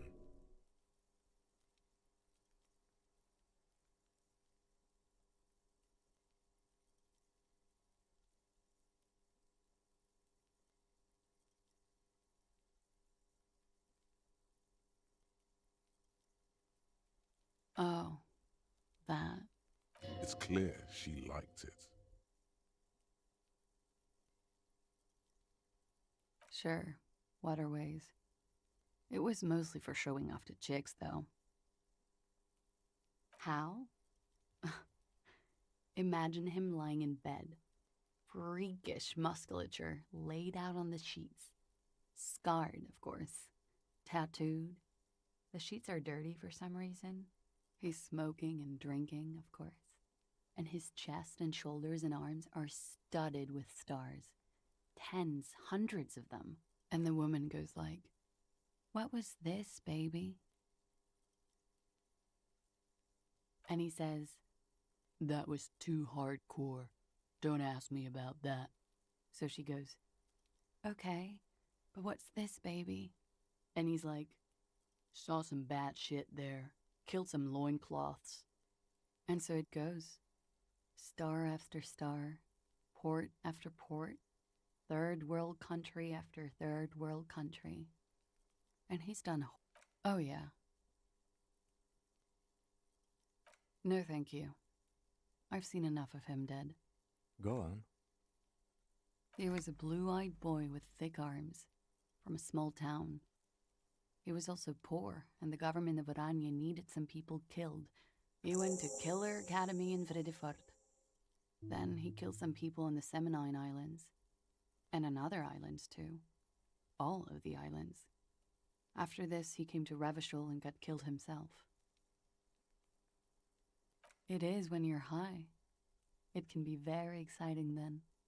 You have the tools to deal with it. It's not... Yes. Light blue. They were like little blue galaxies. It was strange, seeing those eyes in his fucked up face. Pardon the swearing. I do him an injustice. He wasn't ugly.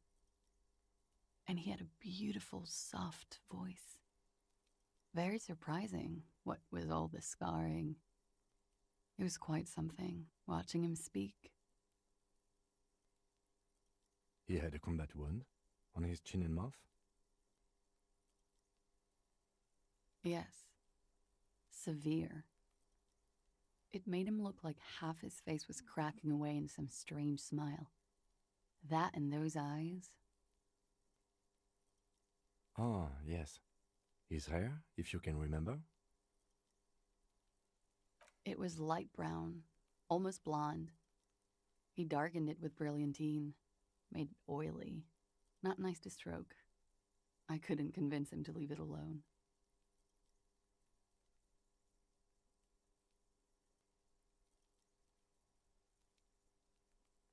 All right. Coolly, gracefully, she pours herself more coffee.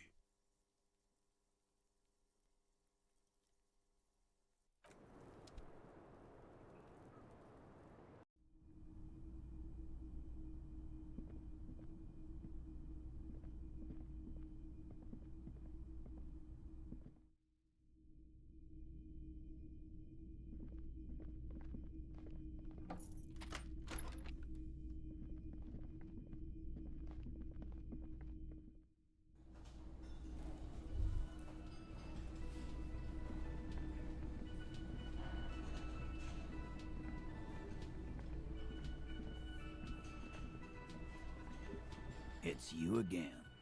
What is it?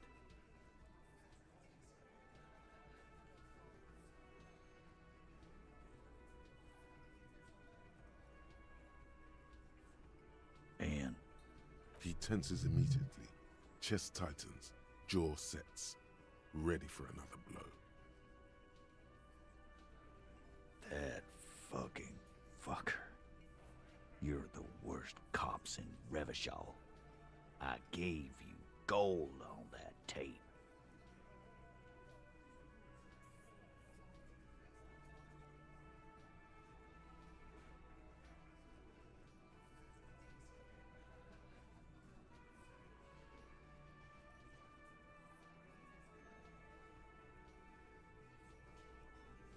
Fucking fuckity fucker. And what did she say then? That it's fine. People are supposed to be like that.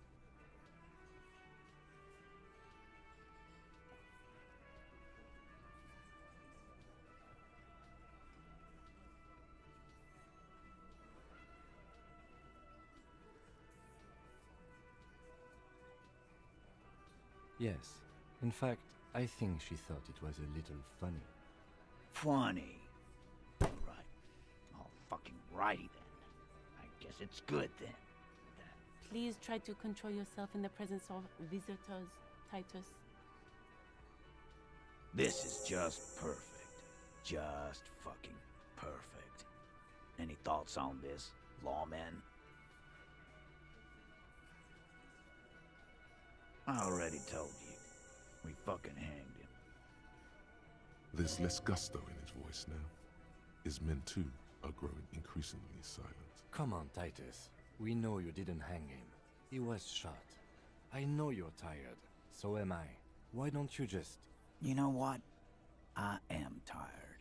I'm tired of you and the whore upstairs. Next time you see her, tell her Titus said, "Fuck off!" This is the petulant rage of someone who's at the end of their wits. That lying, scamming. We're done. This is over. You understand? Your little investigation is over. Yeah.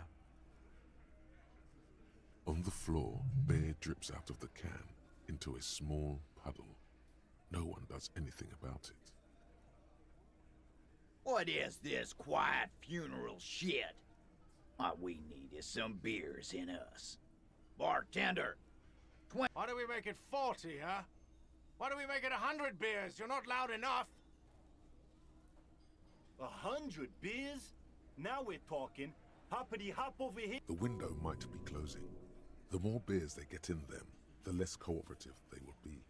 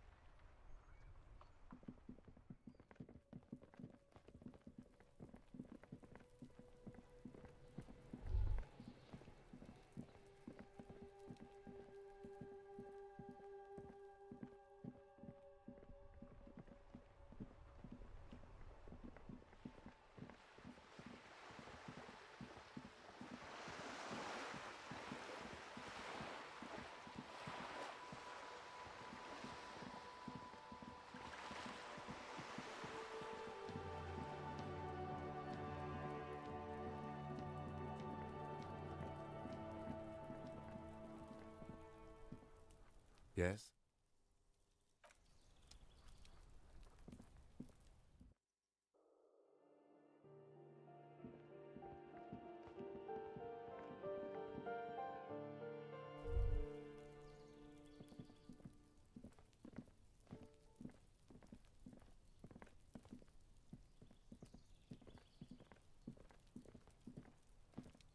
Gendarmerie, you found me. It feels like a Friday. He seems to be in a good mood tonight. And his shirt is still unbuttoned. Beautiful. So tell me, are you here to make things right again?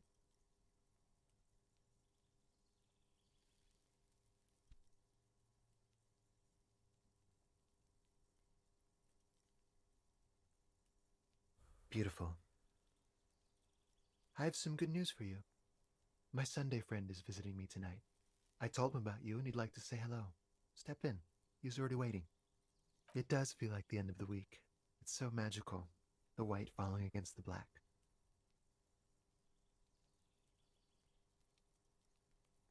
My Sunday friend. He's brilliant. Everyone wants to meet my Sunday friend. You'll see. That's nice, but I don't have anything to tell you. It's my friend you're looking for. He takes another drag of his unfiltered cigarette and looks around. It's getting dark and the neighboring windows have lit up one by one. Downstairs, a cat crosses the yard, disappearing into the bush.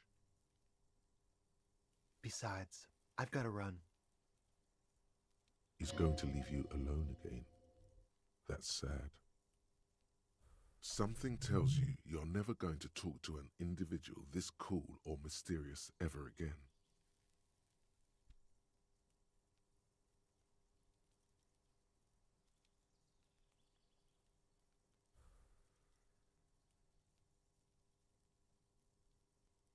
To the city. It's a beautiful... A man on high heels stumbles out of a basement club, music blasting over the entire district. It's chilly, and as the chemicals hit his nervous system, 1,000 shivers ripple through his body.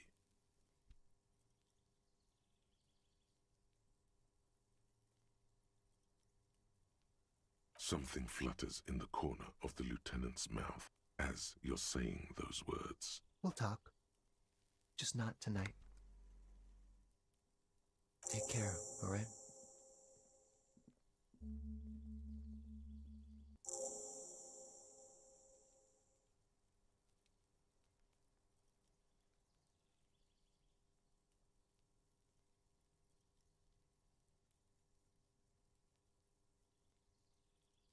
Different, of course.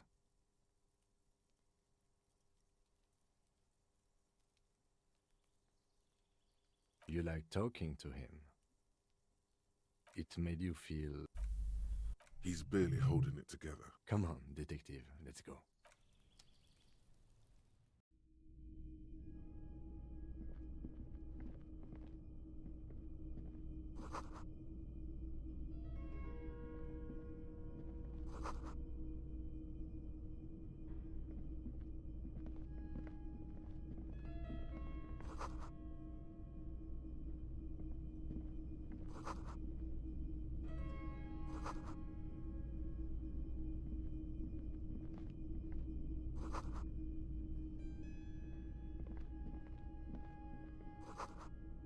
Officers of the Revachol Citizens Militia.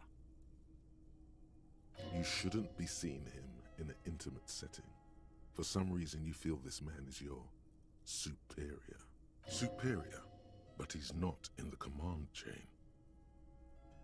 His hands are clean and well manicured.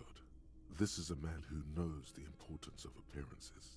My name is Charles Vildrouin, and I am an official with the coalition government. I work for the Institute of Price Stabilité on assignment from Sur-la-Clé. I heard you talking to my friend outside. Very good. Super. I am here to assist you in any way possible. No, first ask an innocuous personal question to get the interview off on the... Yes, make it clear you're the one setting the terms here. Yeah, let's fuck with him. Who does he think he is? Assistant? Of course. Let me just say it has been an emotional week for me. The lieutenant takes out his notebook and nods to you to proceed. I'm sorry to say I did, officer.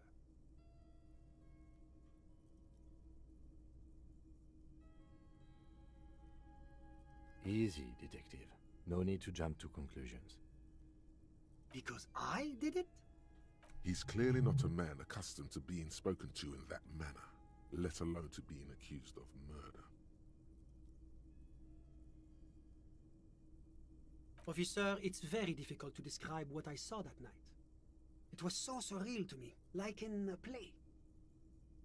What do you mean, like in a play? It was just so strange. I could barely comprehend what was happening. I was on the balcony when it happened, getting some fresh air. I remember that first they came in, carrying what looked like a body. And then I saw all the surrounding windows go dead, one by one. That's when I understood. I should not be seeing this. Sounds like the victim was unconscious, or at least incapacitated. Interesting. I couldn't tell you exactly. Less than 10. Maybe 8? The lieutenant sends you a sharp look at the mention of that number.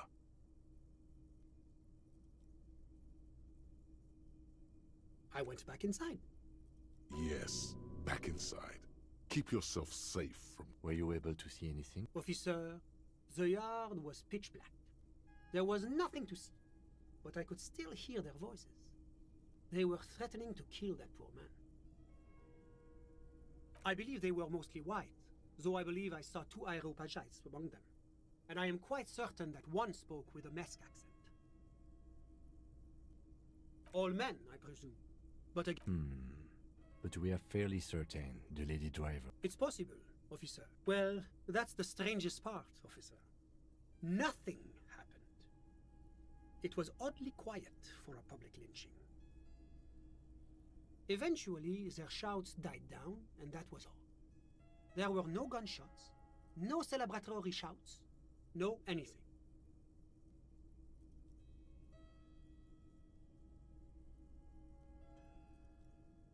You're right, of course. That is what one is supposed to do in such circumstances. I was simply in shock. I'm afraid I don't have anything else to add. About what time was all this happening? All I can say is that it was late. No, I didn't see the call. It seems this wasn't the break you were hoping for. I think we have everything we need. Of course. Anything I can do to assist the RCM. The Coalition is only looking out for the price stability. Inflation is a killer, like a heart disease blocking the normal circulation. The economy impacts the entire international community, which is why it requires international oversight.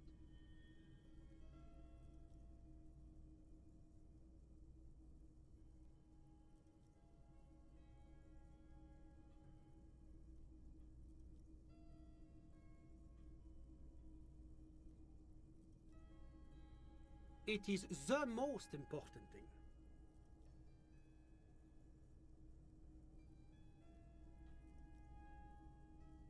It's the central goal of any sound monetary policy.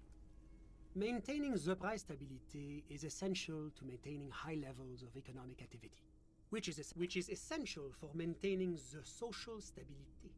Basically, it makes sure the price of bread doesn't change. Précisément. Too much That's why the Institute of Price Stability works to keep inflation just below 2%.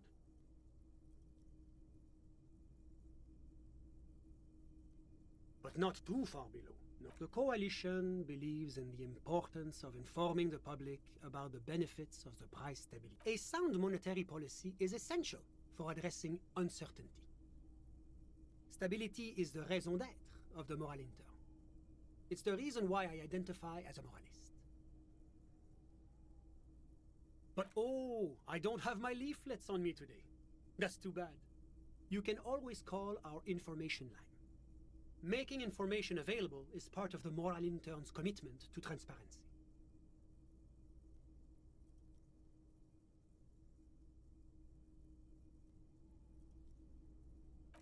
Well, I'm renovating it. It is an interesting project. The building used to be a 12-story skyscraper before the cannons took the top 4 stories off. This, of course, happened when the Coalition forces landed here. You could say I'm undoing some of the material damage the international community caused when we arrived here. Whatever you wish, officer. My friend. My friend is a good young man. His family immigrated here from Kedra, and life has not been easy for him. but he understands the importance of education. He has taken his future into his own hands, and that's all that matters.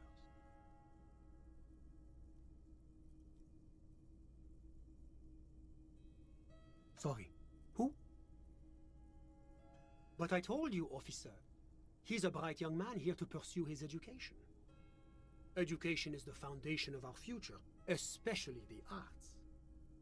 Officer, you have to understand. I can't give you his personal information. He's deeply enmeshed in the study of the fine arts. He's a truly free spirit. He likes all the arts. Perhaps I'm all ears. A moment. Do you have everything you need from me? I'm afraid we won't have the chance to speak again once you leave.